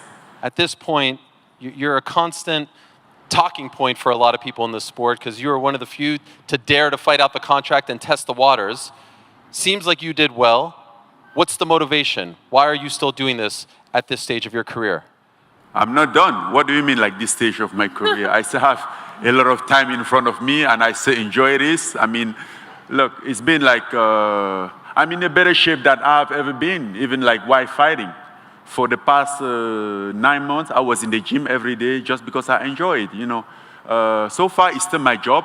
Of course, I do some stuff on the side, but this is my primary job. I just wake up, get excited to go to the gym, do what I want to do, and then look around if I have a fight. That's also a privilege of being a free man. You go out there, do whatever pleases you, and then if there is an opportunity to fight, you fight. If there's not, you do your business, do your living, and keep on moving. The good thing is like when you have to do it because you want to do it, because you like to do it. I think that's when the real pleasure of fighting begins. You don't feel like you're obliged, you're forced to fight, you have to. It's better to fight when you want to fight. And that's the position that I am in right now. And I think in this position, in this rhythm, I can keep going for a couple more years. Love it. Want to ask your opponent, Philippe, a question or two? Not done yet. Philippe, we haven't seen you since you left the UFC on that 4-fight winning streak. I want to get that right. On that winning streak. Why haven't we seen you since then? And take 2 years off. Oh, he speaks good English. And I'm asked to God to like, give me another opportunity. He speaks great English. And he sent this big opportunity to me. Fight on the first MMA event on Netflix with so many legends here. Ronda Rousey, Gina Carano, Francis Ngannou. It's the biggest opportunity of my entire MMA career. We're going to make a history and be a part of this. Is amazing. I'm feeling blessed. Amazing. Your reaction when you found out that they wanted to match you up against the big man. Look at me. Like, Francis I can't believe I'm here. Was it yes right away? Yes, was right away. When my manager called me and said, you're going to fight Francis Ngannou live on Netflix. Yeah, I'm on. We have a deal. Send a contract. I love it. Now here you are. It's a big opportunity, guys. It is massive. The biggest MMA card in the history of the sport, no doubt about it, as far as the platform and the viewership. The selfish journalist in me wants to ask them a million more questions, but I do want to be fair to my fellow media members, so we'll open it up to questions right here and now. Doug Vasquez from Sports Illustrated. Questions for Ronda. Ronda, you mentioned the love and admiration and respect you have. Try to get closer to the microphone. Hard to hear you. Sure. Sorry about that. Doug Vasquez, Sports Illustrated. Ronda, you mentioned Dana White, all the love and respect you had for him. Ultimately, you couldn't make a deal. Did those failed negotiations lead to some bitterness that led you to publicly criticize them yesterday on social media? No, not at all. He was the one that, when they weren't able to offer me, a respectable deal under the streaming model, he was the one that was like, I want you to make as much money as possible. Don't stay here and take less for me. He gave me his blessing to go out and do it on my own. And if anyone's been his apprentice, on how to be a promoter, it's been me. Man, that's and fascinating. after I let him know before I wonder if Francis anybody else that I had gone to Netflix, and I wanted to, I didn't want him to be upset with me, and he was like, I could never be upset with you. I love you so much. I want you to do great. I want this to be successful. He's always been my friend first before anything else. And I think that most of my criticisms of the UFC now is because Dana isn't the owner and he isn't calling the shots and he isn't running things the way that he wants, because he's an employee of the company now. He's not an owner, and I think it was a big mistake of theirs to not let him just run things the way that he always has.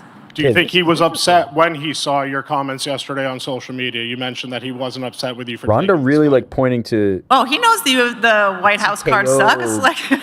Element. He knows that they were pushing this for over a year, and it fell extremely short of expectations. I mean, he was so upset about it. He was talking about a fight falling out the day before. It's I can guarantee you he's not happy with it either. She keeps her eye on everything, huh? He's the one that taught me through example to speak my mind.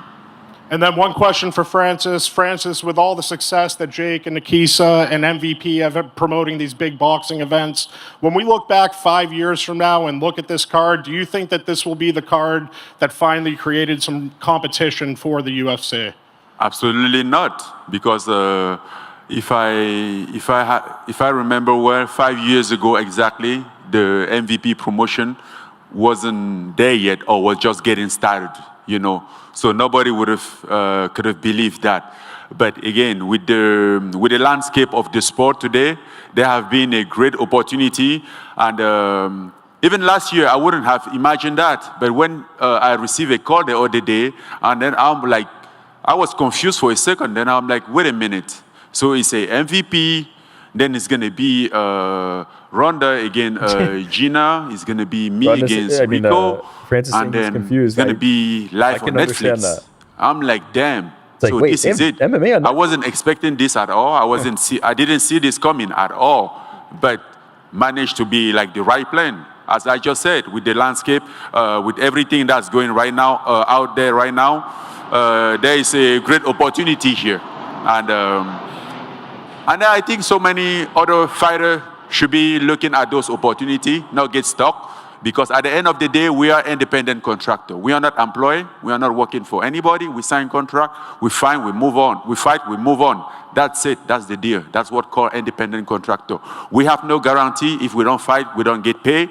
And then we shouldn't be or be entitled by anybody, so-called promoter.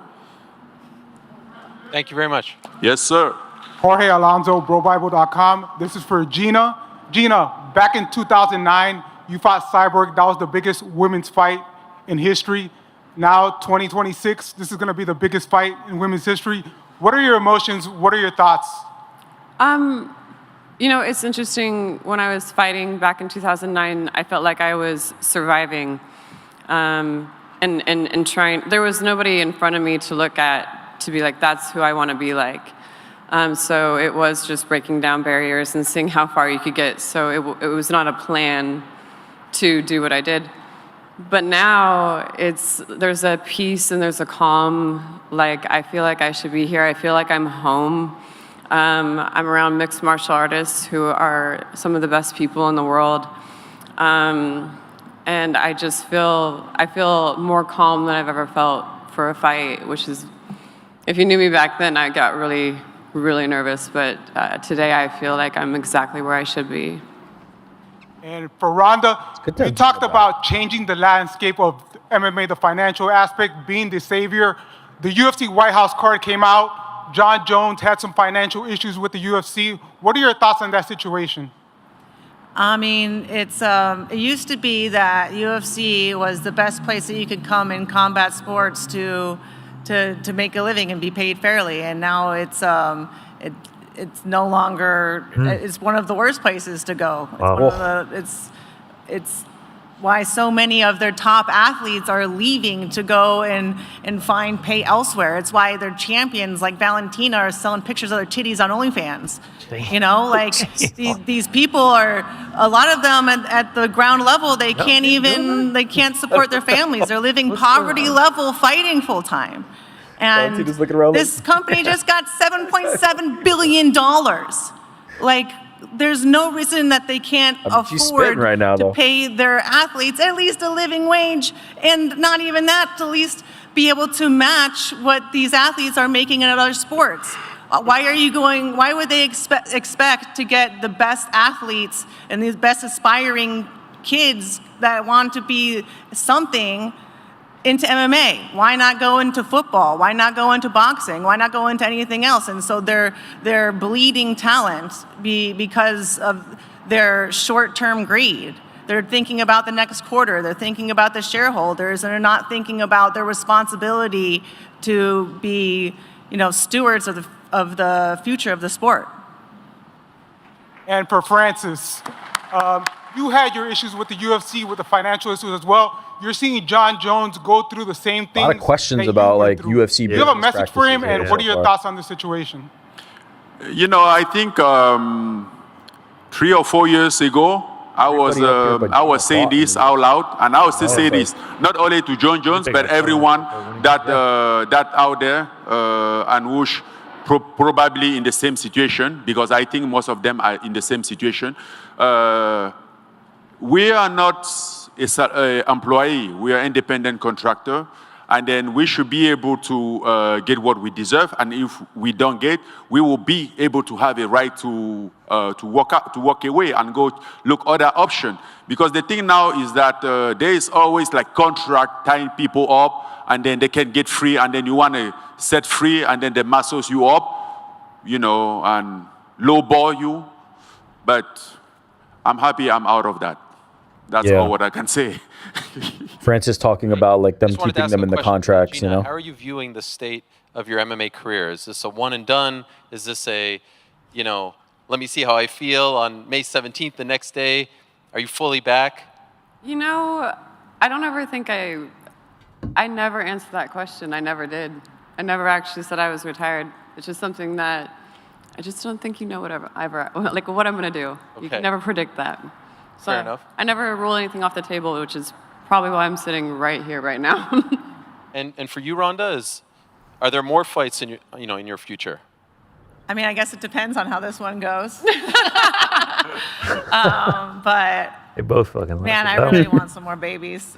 Okay. Oh, more kids maybe for Ronda. It's getting to the point in my life where I can't really be taking any more detours, and I really want to be fully present for my husband and my kids, and it gets to a point where it's like, when are you going to be impressed enough with yourself to spend some time with your family, And unfortunately, I've been able to integrate, home life and everything with this camp, but I feel like this is me trying to rewrite my ending with Gina, and maybe it's like a Lord of the Rings ending that keeps going on and on and on, or maybe. Wait, was that hate or?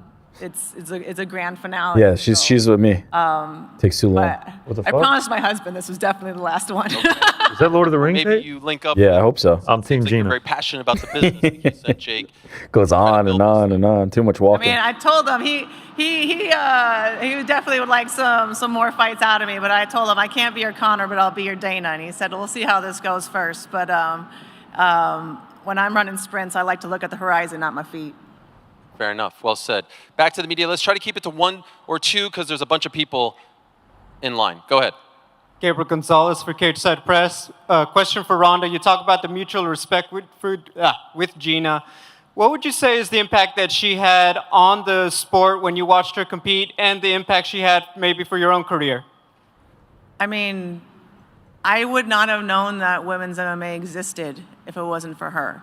I was training for the 08 Olympics when I saw her fight Julie Kedzie and saw the awe and admiration and respect that she commanded from everybody in the room. She stole the show, and I was so envious of her. I saw her fight, and I was like, I could totally kick her ass, you know, but I was also so in awe and enthralled with her. And she planted that seed in my mind where, you know, I was training for Olympics. I would try to listen to music and think about, ooh, I'm going to win the Olympics and my Olympic matches and all of this and doing judo. And it just kept creeping to my mind. I would think of winning MMA and winning MMA matches. And she planted that seed. And my mom has a saying that you can't unhave a thought. And it's because of her that she changed my whole life. And she already was changing the world of sports and went and moved on to bigger and better things for herself. But I was able to change the world because of her. And not even just that, but after MMA and the way that things ended, it was just, it was really heartbreaking for me. And she inspired me all over again to pick myself back up and to come back to fight for me and not for anyone else, and to go after the fight that I always wanted and not what anybody else wanted. And to be honest, like, this is the biggest fight in MMA right now. There are no two people in the sport with more international name recognition than me and Gina, except for Conor, but no one's gonna sanction that. So, like, this isn't a Ronda versus Conor charity card. This isn't a throwback nostalgia card. This is the biggest fight in the sport right now, and it needed to happen now. This is fate between us. We have been on a collision course ever since I sat on a couch watching her on TV, just in complete awe of what this woman was doing. And yeah, I couldn't be more grateful. You know, it started out that I wanted to do this to help you, but God damn it, I still owe you because you've helped me so much all over again. So I don't know if we'll ever be even, but you know, I think that I want what succeeds me to exceed me, and I want to prove to her that what she created is something greater than she ever would have dreamed of, and the way that I can show that respect to her is to beat the ever-living crap out of her and then say thank you. Same question to Gina. On a spin Obviously, today, huh? Step away, and you see Ronda as think Ariel incredibly take the friendly baton between and the run two. with it. Well, What she's impact do you feel she still had saying, on "I'm gonna the beat the sport, shit and out of maybe you." just Yeah. for yourself, Gina's seeing like- her and what she did after you stepped away from MMA? Well, there's an interview from a long time ago, and I hope somebody digs it up somewhere, and I said that the women that I'm inspiring now are going to re-inspire me later. And I didn't know how prophetic those words would be, and it has totally come full circle to exactly that. I mean, Ronda, there's only, I mean, nobody... They've tried to get me to come out of retirement, or, you know, there's nobody I would have come out for except for her. And when we were having kind of a tough time getting it done, because I have walked away before, Ronda was like, she got on the phone with me, she's like, let's sit down and talk about it. And I call her Little Wolf because she's like wagging her tail and she's charming. And at the same time, she wants to like rip my arm off and shove it up my ass. So I'm like, okay, like, I gotta keep both of those sides of her in mind. But oh God, did I just say that? Oh no. Oh, you did. That'll be viral. But no, she's completely inspired me, and this has just been. I didn't realize how badly I needed it. I don't care about the time off. I've had a lot of extreme things happen, and I used to get really nervous for stuff like this, and I feel freaking great right now. It's got good energy for this fight, and I agree with Ronda. This is the biggest fight going on right now, and it's a complete honor. You're crushing it, Gina. You're crushing it. Oh, you're gonna use crusher now? Oh, you know. Yeah. Let's go back to the media. Here we go. Hi, Christina. It's Snow Queen LA. I have a question for all of the fighters. What's one thing people don't know about you and whoever wants to go first. Uh-oh. Maybe we'll start with Francis. Ariel directed traffic. Go first. Okay, Smart. fair enough. Uh-oh. Let's start with Francis got to think of something. He's like, fuck. Okay. I Very good, Gina. actually moved up to Montana. I live on a farm. I got married. Whoa, people don't know these things. She's just spilling my it. First and last love, Kevin Ross. Didn't they just and, ask to reveal something? Hey, shout out to Kevin Ross. Yeah. She's spilling. That's probably what people don't know. So now you all know.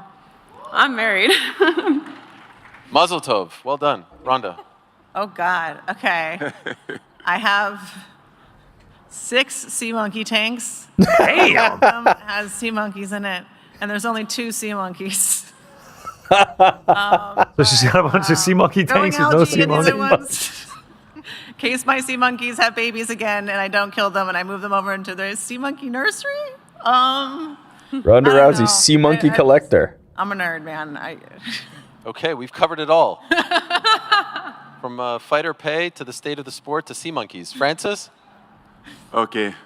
I think right here I'll go with the very general one because I have so secret stuff. But let's just say I don't give a damn about BS. What people think, talk too much BS. I don't just give a damn. That's what actually they don't know. And what about you, Philippe? I have a new baby boy, a new girl with 10 months years old. Oh.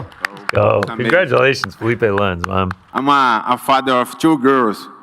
I'm going to have a work on this, bro. Parabéns. Thank you. Would you like your well, young girls to follow in the footsteps of these great fighters and compete one day? I'm going to let her choose what she going to do. Both of hers. Both of my daughters. Okay. Yeah, I Would you feel like to say Felipe is something actually to your doing good fans here, in honestly. Brazil, in Portuguese, perhaps, because I know there's a lot of people who watch Netflix in Brazil. So, any message for them? Fala pessoal do Netflix Brasil, Felipe Lins aqui. Queria mandar abraço para todos vocês aí que estão assistindo ao vivo aí nos streams do YouTube, do Netflix e da MVP. Queria mandar abraço para todos vocês aí, para minha família, por estarem torcendo por mim aí nesse dia para que a gente possa vir com essa vitória aí para a gente, nessa luta tão importante, nesse grande desafio que eu tenho pela frente aí. Abraço para todos vocês. Obrigado, obrigado. All right, let's go back to the media. Good afternoon, Adriana Noriega with Fox Deportes and ABN Sports. My question is for Ronda and Gina. As we celebrate Women's History Month, we look up here and we see one of the most historic women's card, headlined by 2 legendary fighters of this sport. So I want to see how you come into this fight. Does the fighter inside of you look at this fight as the biggest rivalry or as the biggest celebration of the 2 biggest pioneers of the sport? I think it can be both. Why not? Good answer. I mean, Fighting's the way I celebrate. I've been asked about Ronda for the last 16 years. Are you going to fight Ronda? Are you going to fight Ronda? And it's so easy to tell these people, oh, yeah, I would, I would. And then to be able to do it. So putting words to action is, I think, one of the best things you could do in life. And for it to be Ronda and for it to be, this is just, it's epic. It's just absolutely epic. I have been a part of so many firsts in my life. And I'm just so blessed and fortunate that it is with Ronda. And I'm definitely coming to win. So make no mistake about that. It's competitive, and it's also everything else. First women's MMA fight on premium cable. Crazy. First women's MMA fight on broadcast television. First women's MMA main event, and now first MMA fight on Netflix. And first women's MMA fight to go 5-minute rounds with Cyborg. That So too. this will be my second fight. A lot and of firsts. that there. was like, obviously a cheating, roided up bitch that totally Damn. out of your Damn, Ronda. deservingly yours. So you're too nice to say it, but I'm going to say it. Fuck her, and you're the best. I saw Cyborg in that What I love about MVP Ronda, stream some chat. I'm people going go over in to and see. lose the fastball. I feel like the go fastball see if is she at like responds. 105 right now. It actually somehow got even faster. I'm not sure. God, We Cyborg is welcome back. active in the You've been MVP at chat. so many boring press conferences that you forgot how interesting it could be. I actually don't go to the press We conferences. missed you, Ronda. We missed you. I miss you. We all miss you. Oh, shit. I think a lot of the media here. What did she miss you. say? All right, here we go.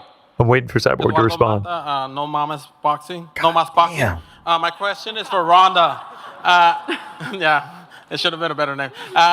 You dominated in multiple arenas, not just the fight scene, but also film. She says, no, I'm in Arizona right now. Perfect Career for today, title what fight. motivates you now compared to when you first started? I mean, this is a really unique fight, I think, in that it's entirely self-motivated. This is for me. I think my last two fights, I felt like I had to be there for other people, and it got away from me. I'm gonna open and up Cyborg's this is Twitter just in me case. really reclaiming Damn, that. she is not responding. And of course, it kind of becomes more about everybody In the else MVP chat. because of the grandiosity of this event and An hour ago, everybody she that's said, become a excited part of to it. see two legends But, of WMMA return. But deep down, this She is is active the in fight the that I always wanted. MVP stream. The only fight that I wanted. Oh, she's saying other back things, for, the not only thing responding that could to it. Inspire me and Got it. light that fire back in me again. Just one more quick question that they asked me to ask. If you could describe Dana White He's just in one gone word, completely what's that going to silent. be? Wait, hold for sound. Yeah. With the airplane What was break. that? 747's going by. Oh, yeah, because I was playing. If you could describe Dana White in one word, what would it be? Dana White, if I could describe him in one word, Bold. I would say Come on. I think he's loyal to a fault. That was more than one word, but 3. That's a lot of words. That was more than one word. Who's the Okay, check? one word? God. Loyal. I wish Ariel said that. Loyal, Who's the loyal. check? Yeah, more descriptive term of like he's very loyal. All right, Gilbert, Casuals MMA got 2 questions. Question for Francis. Not too long ago, there were rumblings that you were potentially going to fight the man over there, Jake Paul, in boxing that fell through. But now that There we go. you're MVP, there's MMA. Are you interested in fighting Jake Paul? And Jake, with a head nod, you want to do it? No, I'm not interested in fighting Jake Paul. Never mind, Jake. Listen, I'm not done. I'm interested in beating his ass. Whoa, that's... No fighting him. Okay, just beating his ass. Interesting. Yes. Last question for Ronda and Gina. The last 2 big blockbuster fights we saw you guys in. Gina, you were fighting Michael Fassbender and Haywire. Ronda, you were beating Michelle Rodriguez's ass in Fast and Furious. Are we going to see a barn burner like that? 30-second flying armbar, switch kick, head kick, KO, 30 seconds. Or are we going to see Max Charles Oliveira? Listen, the great thing about fighting and it not being a script is that you really have to tune in to find out. So I don't know. I'm prepared for every what's it called? Eventuality? Every Possibility? every possibility. Thank you, God. But you never know. That's the beautiful thing about MMA. You never know what's going to happen. I think it's going to be Fast and Furious, no pun intended, because they're both in the franchise. But I know that Shout out to Casuals MMA. with everybody on this stage, That was a unique question. I like you're that. you're being not serious. going to be Yeah. disappointed. That's There's a fine. lot of fights that I see headlining these days that if they were happening in a bar for free, I would walk away. For me, I think that energies make fights, and you really cannot. 1 second. Airplane. Until you're in front of Is it someone. right by LAX or and what? you It must feel be the pretty energy close, and yeah. You see how they move. I move a little bit different. I know who she's been training with and everything. I don't see it going the full length, but we prepare for the full length, and I think it's going to be. I think it's going to be pretty surprising, actually. Thank you. We'll wrap up the media questions with a question from this young whippersnapper. Uh-oh. Hey guys, Who we got? I'm on the scene here. Oh, Jake. Oh, it's fucking Jake. Paul from JakePaul.com. My question is for Real Philippe. website? I would like to say Yeah, it's first, very I want close to the LA. winner of this fight. But Felipe Francis has said he can knock me out and is going to knock me out. What do you think is going to happen in your guys' fight, and do you think you can knock out Francis Ngannou? First of all, Francis Ngannou is one of the greatest heavyweights of all time. This fight is going to be the biggest challenge I'm going to face on my entire MMA career. All respect to Francis. But one victory over him is going to put my name on the MMA history forever. So it's a masterpiece. And all respect to him again, to his history on the sport. But May 16, live on Netflix, I'm going to shock the world. Damn. Philippe's spitting today. He's not I wrong. love it. I know he hasn't fought that often. You have but another Francis one? hasn't, Yeah, and Francis, how do you think the hasn't fight fought is going since- to go? hasn't lost since 2018 in MMA. Well, I think I'll win. You know, again, it brings more challenge than what originally supposed to be. But I think I have interesting. to answer He's like, him I was because he gonna have a fuck good it ground up. game. Yeah, he thinks we he's watched his challenging last. I went back and watched his last fight, even at the UFC, who was just a win, and then all his last fight was a win. So he proved to be very well-rounded. So I don't know. Whatever comes to me as an opportunity, I'll take him. If he gives me his neck, I don't know, his hand or something, I'll just grab it and finish the fight. Thank you, guys. By the way, Jake, do you share that sentiment? Do you want to fight him? He said he wants to beat your ass. Yeah, no, I mean, I'm down. I've always been down. You were the option before Anthony Joshua, and you ran like a duck. Ooh. And I bet you didn't think I would last longer than you did with Anthony either. So you just know that you get worked in boxing, and I would love to see it someday. No, I think you were just being a small boy, like not understanding, being a little disrespectful, and that's why I want to kick your ass now. I really didn't want to fight you, but now I want to beat you. So there's a difference. Let's do it. And that's why I hold it the statement that I want to just beat you up. Hey, Philip, I got you. And could I ask, since you're here, I mean, for you, as a longtime MMA fan, Jake, to put together a fight like this, I know you and your brother have been watching MMA for many years. When they were coming onto the scene, you were watching.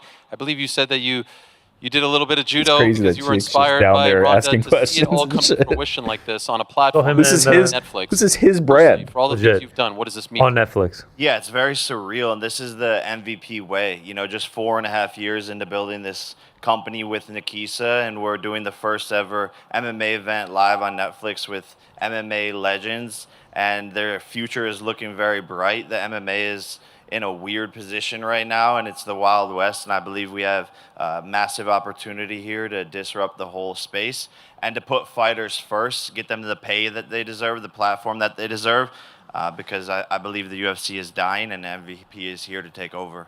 Whoa. Thank you, Jake. Appreciate it. All right, in a matter of moments, we're going to wrap up this press conference, have face-offs as well. I'd like to just say my takeaway is I think when we heard you speak, when this came out, when we heard you speak a little bit, Gina, I think some people thought like, oh, you guys are friends, that this will be a fun little nostalgic fight. I feel the fire radiating out of you, and I feel like you're coming to beat her despite the fact that you respect her. And I feel it from you. I feel the motivation. I feel it piercing through my soul as I'm looking at you right now. You seem so motivated to be back. I feel like this is what people wanted to see. So it's just amazing to see the two of you up here in this form, in this spirit, in this mood. And then to add to that, Francis and Felipe as well. And this is not going to be just a 2-fight card.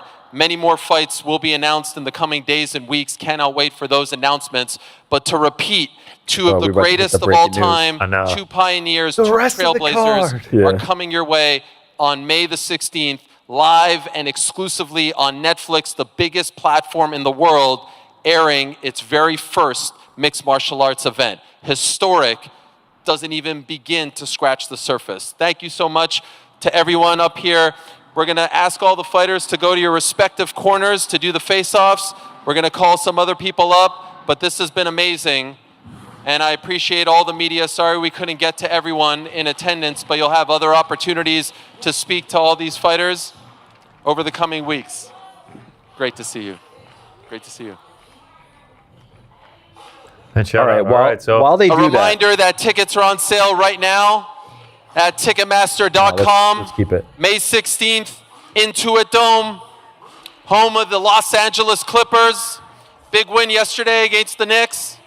Over 500, but an even bigger event is coming Wins over the Clippers. in a little over 2 months' time. You know.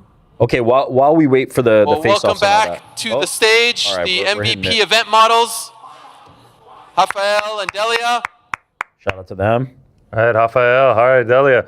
And we will also welcome to the stage Speaking of the Ticketmaster. co-founders of Motions, Nikisa Badarian and Jake Paul. Shout out. Well, they head out there.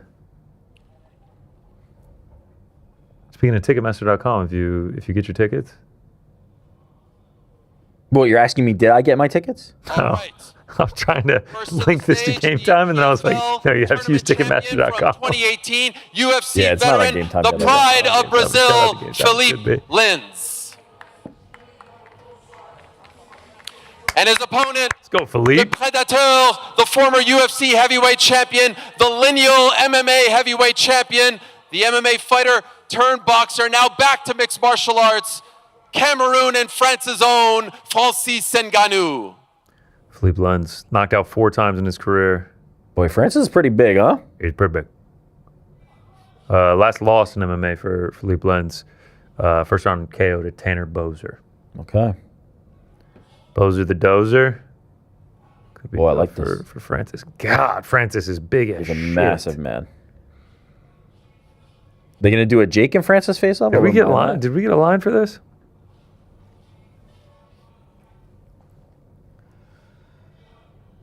No, I guess Jake's just gonna chill in the back there. I like what Philippe brought here. Yeah, I mean everything was very cordial. It was very respectful. Like he knows he has a huge opportunity in front of him. Philippe Which is what you hope to And hear. now, Of course, he hasn't fought in 2 for the years. first time Yeah. in front of the public, 2 Here we trailblazers, go. 2 pioneers. Please welcome back the one and only Gina Carano and Ronda Rousey. We're getting Jake for this one. There we go. Someone said Francis is minus 650. All right, here's the face-off. Jake in the middle. Gina kind of smiling. Ronda with that usual intensity. Gina kind of leaning in. Jake clapping it up. Ronda knows how to sell a face-off. She always has. Yeah, she can put that mean face on for Does sure. it well. All right, we're going to bring back everyone to the stage now. Jake Paul, Nikisa Thank Badarian, you. Francis Squad Ngannou, pick. Let's Philippe go. Lins, and of course Gina Carano and Ronda Rousey. The 4 fighters competing Yeah. on this card. Many kinda more looks to like come. The 2 men who made this all possible, Team who Francis first brought and Ronda and boxing Yeah, yeah. to Team Gina and Netflix and Philippe. now are bringing mixed martial arts to the biggest streaming platform in the world. that Gina Felipe parlay is going to feed families. Saturday, May 16th, right here in Inglewood, California, the Intuit Dome. Don't miss it. Once again, tickets on Okay, but sale what at about that Ronda and Francis Ticketmaster.com. inside Thank the you to everyone in attendance. parlay? Thank you to everyone watching at home. We will see you in May. All right. That was the MVP press conference from the Intuit Dome in Los Angeles, California. You saw our guy, Helwani, the host. Shout out to Ariel. Did a great job. Throwing the mic back on. We're dapping up Felipe Lens. We're hugging the Netflix girls. All is well. All is right for Big Helwani out there, man. Congratulations. Killed it. Did a great job. Yeah, did a really good job. Nothing too surprising there. I'm thinking it's gonna heat up a little bit more as we get closer, and I think we're going to get more recognizable names as the card gets announced for the remaining MMA fights on the card. I think it's going to build out nicely, and I think the press conferences are going to be fun as we lead up to it. They're setting the bar very high because Ronda and Gina both, but Ronda in particular, keeps talking about this is going to be the most watched MMA event. This is going to be the most watched MMA event. And so They are really setting the bar high. Now, granted, they have the power of Netflix and Jake Paul and MVP to promote, and Ronda Rousey and Gina Carano and Francis Ngannou. And as you said, some other big names might be added, but they're shooting their shot. They are calling their shot right ahead of the White House card.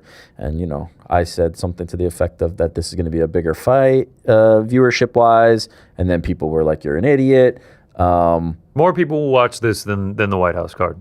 That's what I thought, but then the internet told me I was a fucking idiot, and so That's now my I'm like opinion. questioning it. You're not going to change my opinion on that. I think more people will watch this on Netflix, the accessibility. You have Ronda Rousey, you have Gina Carano, you now have Francis Ngannou. I imagine they're not going to fill it up with a bunch of nobodies beyond this, and I think the viewership is going to be pretty big. And they don't have Conor or John. They don't have Conor or John in the White House. Ilia Topuria is a star. Alex Perez is a star, but like they're not Conor McGregor or Jon Jones, and they're not Ronda Rousey, right? If Ronda Rousey was headlining the White House, it would get people who don't normally tune in to tune in. So we're gonna find out whether Netflix as an entity, combined with the power of Ronda Rousey and MVP and others, can bring it in, or if the White House, the interest of it being at the White House alone, with a great fight between Ilia Topuria and Justin Gaethje, but not a mega fight, and a great fight between Alex Pereira and Cyril Gane, but not a mega fight, are going to be enough to kind of like outdraw. It's going to be interesting to see. My biggest takeaway is Ronda Rousey hasn't lost a step. I'll tell you that. Like when it comes to just speaking her mind and letting people know what's what, she's still exactly who she always was. Also, she is respectful of these people that she's going against, Dana White being one of them, Gina Carano being another one, but she also is not afraid to shit on them. Oh yeah, I'm going to beat her ass. Yeah. Oh yeah, Dana knows that the White House card sucks. It's the UFC is the worst place to be for fighters now at this point. Like she's friendly, she's cordial with him, and she's almost giving Dana White a bit of an out when it comes 100%. to talk to him. She's just like, he's just kind of a pawn now. He's just beholden to the shareholders. He's not making these decisions like he was anymore. I found it very interesting how she turned it into a Dana White isn't who I'm going at. It is the UFC structure that has handcuffed Dana White, that has not allowed Dana White to do what Dana White did. In the era that I fought, Ronda, not me, Eric Jackman, in the era that Ronda fought, Dana White, the Fertittas, ran that business and did what they needed to do, and she felt indebted to Dana White. She feels like he is responsible for a lot of her success alongside her. She learned from him, she said. And so now in this new era where it's stock prices, shareholders, Mark Shapiro on conference calls, Ari Emanuel, Nick Khan, she feels like when she's saying UFC is not what it used to be, it's not necessarily Dana that's not what it used to be. It is this system, this entire UFC structure is not what I want or what I remember, and it is leading to your biggest stars not being able to fight on the platform. It's going to be fascinating to watch how the rest of this year and the Paramount deal as a whole unfolds over the course of the next 7 years. Just with all these fighters kind of starting to speak up a little bit more. Now you're seeing them fighting in different places, Netflix getting involved, MVP getting involved. There seems to be some turmoil between the top stars and the organization itself. Zuffa Boxing getting involved and paying who knows what. Eddie Hearn getting involved now with the Matchroom Talent Agency. I'm very curious to see how this all plays out over the course of this deal. I'm very curious to see how this plays out. I'm very curious to see what this event does, if it is very successful, what it does in MMA, right? If it gives now a potential option for some fighters who have fulfilled their contract and now they have another place that they might be able to go. There's PFL. If this is successful, maybe MVP does another MMA event. Maybe Ronda Rousey comes back. Maybe, can't lie, I wouldn't mind seeing Ronda Rousey versus Chris Cyborg at this point after what she said about her in that press conference. I didn't ever see a reply in the chat from Chris Cyborg. She did not hold back how she felt about Chris Cyborg. Gina Carano didn't say anything to that effect at all.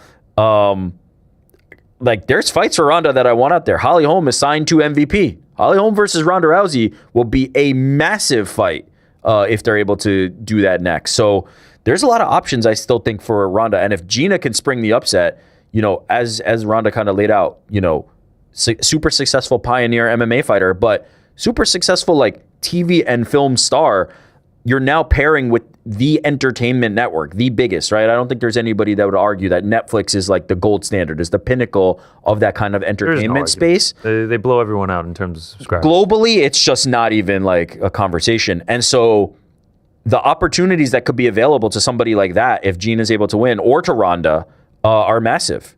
And Francis Ngannou, right?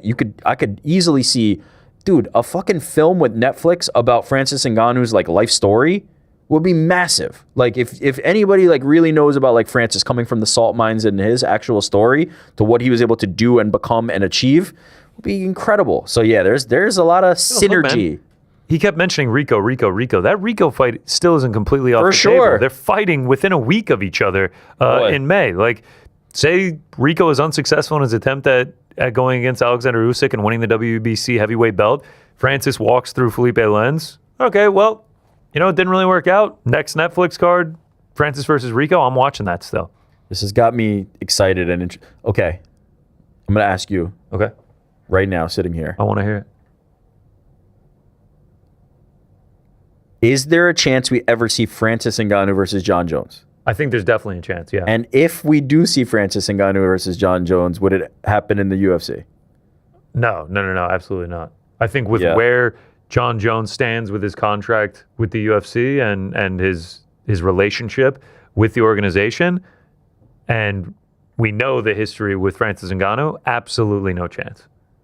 And I think the odds of a Jon Jones Francis Ngannou outside the UFC fight are much higher now. I think they're decent. I think they're definitely decent with what went on this weekend. Dana White said point blank, he's done. He's done. Yeah, we'll see. We'll see about that. Francis talked about it in the presser. Yeah. Sometimes they hold you there for a bit. Francis was looking for that Jake Paul boxing match. Says he wants to see Shit, I'll watch. We got some footage from behind the scenes of them being cordial with each other. Jake pulling up. Here we go. Big hug for Nikisa. What's up, my man? Good to see you. Jake, a little bit lighter. What's up, brother? I mean, they were talking some mad shit to each other on Twitter. I was like, oh, okay. At the end of the day, though, Jake Paul, I think Francis sees what? That was a good opportunity for Frank to hit that drop. What the fuck is that? I was going to say, fight is a fight. At the end of the day, business. Fight is a fight, business. At the end of the day, I don't think Francis looks at Jake Paul as like real opposition, right? Francis looked at Jake Paul as a payday, an easy fight, beating up he's not beating up babies, but beating up somebody who, is coming at him incorrectly. And so Jake Paul is that to him, but he's also a promoter who's giving him this opportunity to fight on the first Netflix MMA card. So it's like, it's a very complicated kind of thing, but I don't think like Francis is like threatened / intimidated by Jake Paul to the point that it would be like, I can't be around this guy. Yeah. He sees him as just like a payday and somebody who's giving him a big opportunity in this regard. Nikisa and Jake are making this possible for a lot of these fighters that it just wasn't an option before. All right, so that was the press conference. Fantastic job by Helwani. Big thank you to Casey Leydon. Shout out Casey. on the live stream. That was directly from Casey's eyes to us. We weren't taking in some feed. That was uncrowned internal streaming. Thanks to everyone who helped get that done. Really good stuff. One last thing I wanted to say on boxing, kind of crazy boxing matches. Yeah. You see, we got odds for Dana White versus Eddie Hearn. Oh boy, the potential fight to happen. Eddie Hearn minus 300. The Dana White's 2-1 underdog odds. How would you cap this? Where's the value? Okay, first of all, it's impossible to cap. We have no idea where they're at in their physical health and also their boxing prowess. We don't know how much they're training. We don't know what they're doing. What do we got age-wise? I think it's Dana's like 56. Dana is 56. Jeez, wow, you're like 45. That's my guess. 46. Damn, not bad, Connor. That was 1 year off. All right. Not bad. So, yeah, 10-year age difference. And the difference between a 46-year-old and a 56-year-old physically is large. Eddie Hearn's also much bigger than him. And probably boxes more regularly. Eddie Hearn is like 6'5". He is not a small dude. I think it's fair to have him as a favorite. I think there's value on Eddie, if I'm being honest. I think it's good to have him as a favorite. But, Dana, some of those pictures of Dana, he's jacked, man. I know, but if I'm Eddie, just stay at range. Just flick it out there. Flick it out there. Thing out there, man. Just keep that thing going. Yeah, very interesting to see in a boxing match that I feel almost certain will never happen. No, let's just call it now. That shit will never in 10 million years happen. This is less real than Musk versus Zuck. It ain't happening. Me and Eddie Hearn is never, ever, ever going to happen. That's what Dana White's going to say at the press conference after UFC Vegas won whatever the fuck it is this weekend. You feel like we covered it, man? What else you got? I mean, the stray that Valentina Shevchenko. Oh my God. Yo, they did our champ dirty there. They did our champ dirty. Who's they? It was Ronda, just Ronda. It was just Ronda. Ronda fucking. I will not disrespect our champion like that. My God. Someone send me the link so I can block it forever. Man, that was something. I gotta say, it was a little bit surreal and a little bit invigorating to see that press conference. It was just like they all had. Oh, do you think they were planning for more fighters to be up there? I mean, they had oceans between them. It's possible, but as I said, I think it was more probably, and we didn't get like Casey didn't zoom all the way out. Yeah. But like I think it was probably more just the scope and scale of what was behind them was just so. They had to like fill that space because that poster had to be what 200 feet tall. Yeah, like it was massive. I do wonder when they are going to announce the rest of it. I thought Helwani was about to do it. For a brief moment there, I did too. And I thought they might like walk them out like live there. But yeah, I feel confident that they're going to fill this card with recognizable names. I'm hoping it's fights that MMA fans want to see. Yeah. Yeah. As long as they have enough draws that like the MMA fans are going to be like, okay, I'm watching. I think Ronda, Gina, and Francis Felipe is enough that people are going to be like, if you're an MMA fan, you're probably tuning into this, despite the fact that you might be like, I don't want to see him fight Felipe. Like, you're probably going to tune in. You have to tune in. You have Netflix. You're not going to have to pay anything extra. If you're watching the UFC Vegas 115 prelims, you're watching this, bro. Yeah. What's it going to hurt to pop it on? 100%. Be for real. But if they do add some of those fights, like you said, like, obviously we've heard the name Mike Perry floated out there, right? If you can get like a Mike Perry, or you can get somebody else who has a little bit of a fan base and could be interesting in a fight for MMA fans. Yeah, Mike Perry would be perfect for this. Mike Perry would be great for this. It'll be interesting to see what they do. It'll be interesting to see what else ends up on that card. About 2 months away. Wow. Netflix, Ronda Rousey, Gina Carano. We just got a first look at the face-off. Exciting stuff. Exciting times in MMA. Maybe not in the cage itself, but a lot of drama. The cage is still... It's still pretty good. It's just not what it used to be. That's not what I want to hear, man. As a newer age fan, that is not what I want to hear. It's all right. It's pretty. I got faith that we're just in a bit of a downturn. We're gonna get Ilia Topuria and Alex Pereira fighting on the White House. Those two names, come on. Should get Sean O'Malley too. Sean O'Malley. Also, 327 is an absolute banger. Seattle's not bad either. We're gonna be there. 327 in Seattle are very good. Seattle is good. 327 is great. London's pretty good too. We got fights to look forward to. Yeah. All right. I think that's gonna about do it for us here, Boys in the Back Tuesday edition. Super Chats. God fucking damn it. Super Chats. We're literally beating up babies. Who remembers the days when Dana White was all over John's dick, calling him the GOAT and saying everyone was scared of him? How the UFC narrative, they push changes all the perception of people is crazy. Like Francis is running from him. He's a fucking terror. Now it's like that old fuck with the bad hip. That guy? You talk about that guy? Whatever suits the narrative at the moment is what it will be. There is no loyalty in this game, and that's why if you're Jon Jones, you need to get as much money as you possibly can because there is no loyalty. They know. Ronda Rousey in that presser was asked one word to describe Dana. She said loyal. Maybe to Ronda Rousey. I don't know that there's many that applies to. To a fault. Jon Jones, 18 years of service, 16 UFC championship victories. Jon earned his way. The GOAT Bones took a pay cut to fight at the White House. Pay him. Yeah. Well, they weren't willing to pay him, unfortunately. Not wrong. CTMMA would have been nice, would have been great, would have been huge, but no dice. Will Edward be allowed in the octagon after Tom retains his belt? P.S. What contract's the better option to sign? A, UFC contract, B, Suge Knight contract. Oh, wow. A little soon. Eddie will definitely be allowed into the octagon. We don't have any problems with Eddie. Yeah. Did Ortiz was signing fighters, and we got that shit done. Wait, he means like to fight Dana White, right? Yeah. Beating up babies. Yeah, no, Eddie will. I don't imagine that UFC and Dana are gonna make life too hard for Eddie in terms of that. Like, they're not gonna be like, you can't come in the building. Like, I think they're beyond games like that. Your point, was it you that said all of this will happen, and then he'll have 15 cameras in front of him during an interview the next day? Yeah. He will not be afraid to tell about his experiences. Yeah. I don't think they're going to give him special treatment or anything, but I don't think they're going to make life difficult. The days of like, I'm here, it's so great, look at me and Dana, those are over, obviously. For sure. But I don't think they're going to be they're not going to inhibit Eddie from doing his job. The Paramount Plus UFC ad on the Joe Rogan podcast, feature fighter is Jon Jones staring across the octagon. Riddle me that, boys. Dana's answer to that? Yeah, it might be time to update some of the materials, right? You got to put Ilia or Alex or somebody on there. He's one of the sport's biggest stars, dude. I was walking around New York City all January, and they had these Paramount Plus ads everywhere. Every train station I went into. For the BMF as well. Yeah, and there was a lot of BMF ads, but every ad was Conor McGregor. And I was like, little do they know that he hasn't fought in 5 years. Well, even worse than that, the modern UFC might not pay Conor McGregor or Jon Jones to fight. Like, that might be the reality that we're facing. But I think, you just update the materials. Ilia Topuria is fighting.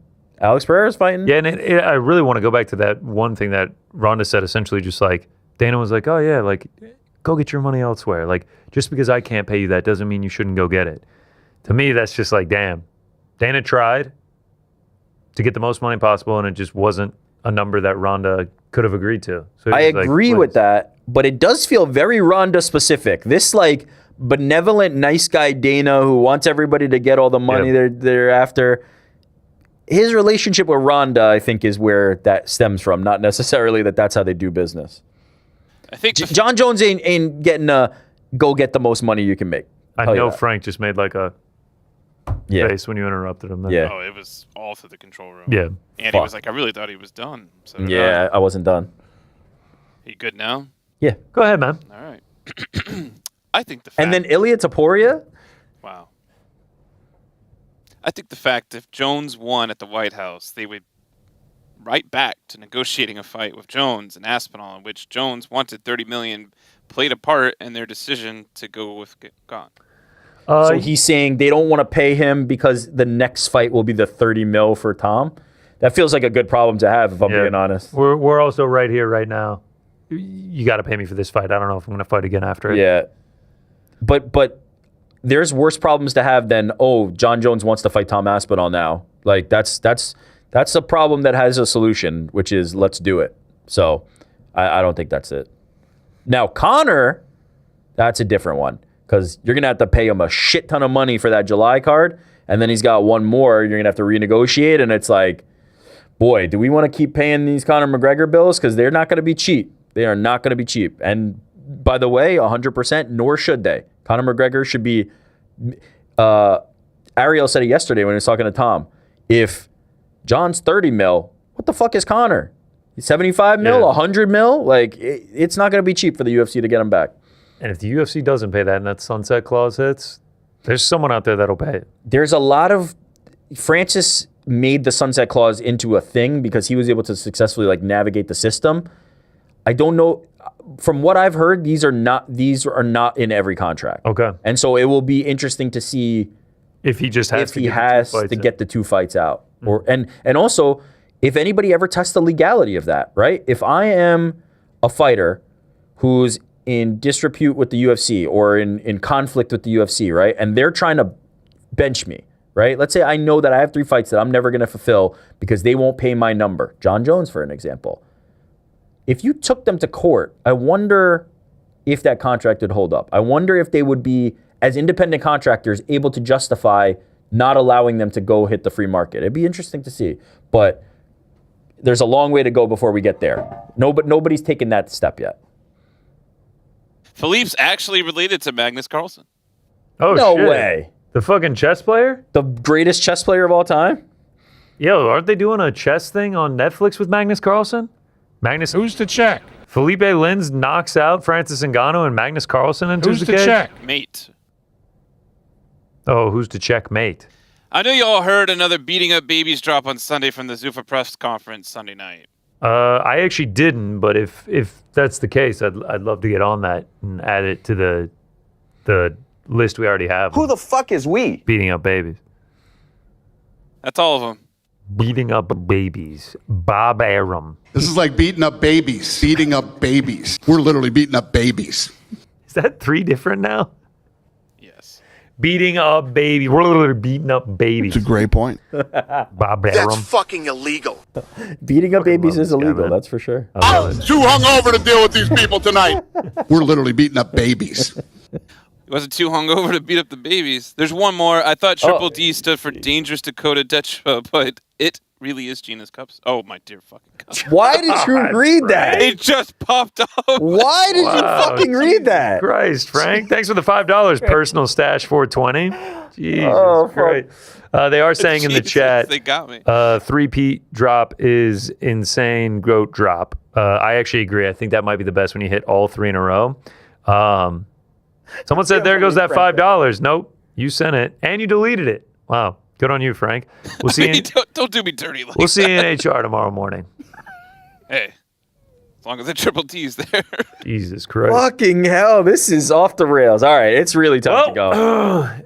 Frankie, if you want to give me your OF, you can pass at any time. I know you're already subscribed. I've never seen Dan pick up his phone so quickly. When she said that, he whipped his phone up. I was like, bro, like, at least excuse yourself. It just immediately went just like big OF across it. Instructional Operations sends us $2. He says, can GC dress like Green Arrow come fight night? What fucking fight night? I don't know. Oh, I was just wearing a green hoodie. All right. I think that's going to do it for us. Thank God. Tomorrow, we are releasing our Gable Steveson doc, The Making of a Superstar. That'll air at 1 o'clock. Ariel Helwani show live at 1:30. We'll react to the doc. We'll do a bit of on the nose. Yep. News and notes, everything like that. And then we're back here on Thursday. But until then, we'll see you guys tomorrow. How about that? Gina Carano? Ronda Rousey? Crazy. Peace Gable and Doc. love. Peace and love. 1 o'clock tomorrow. See you then. Thanks for watching. We love you.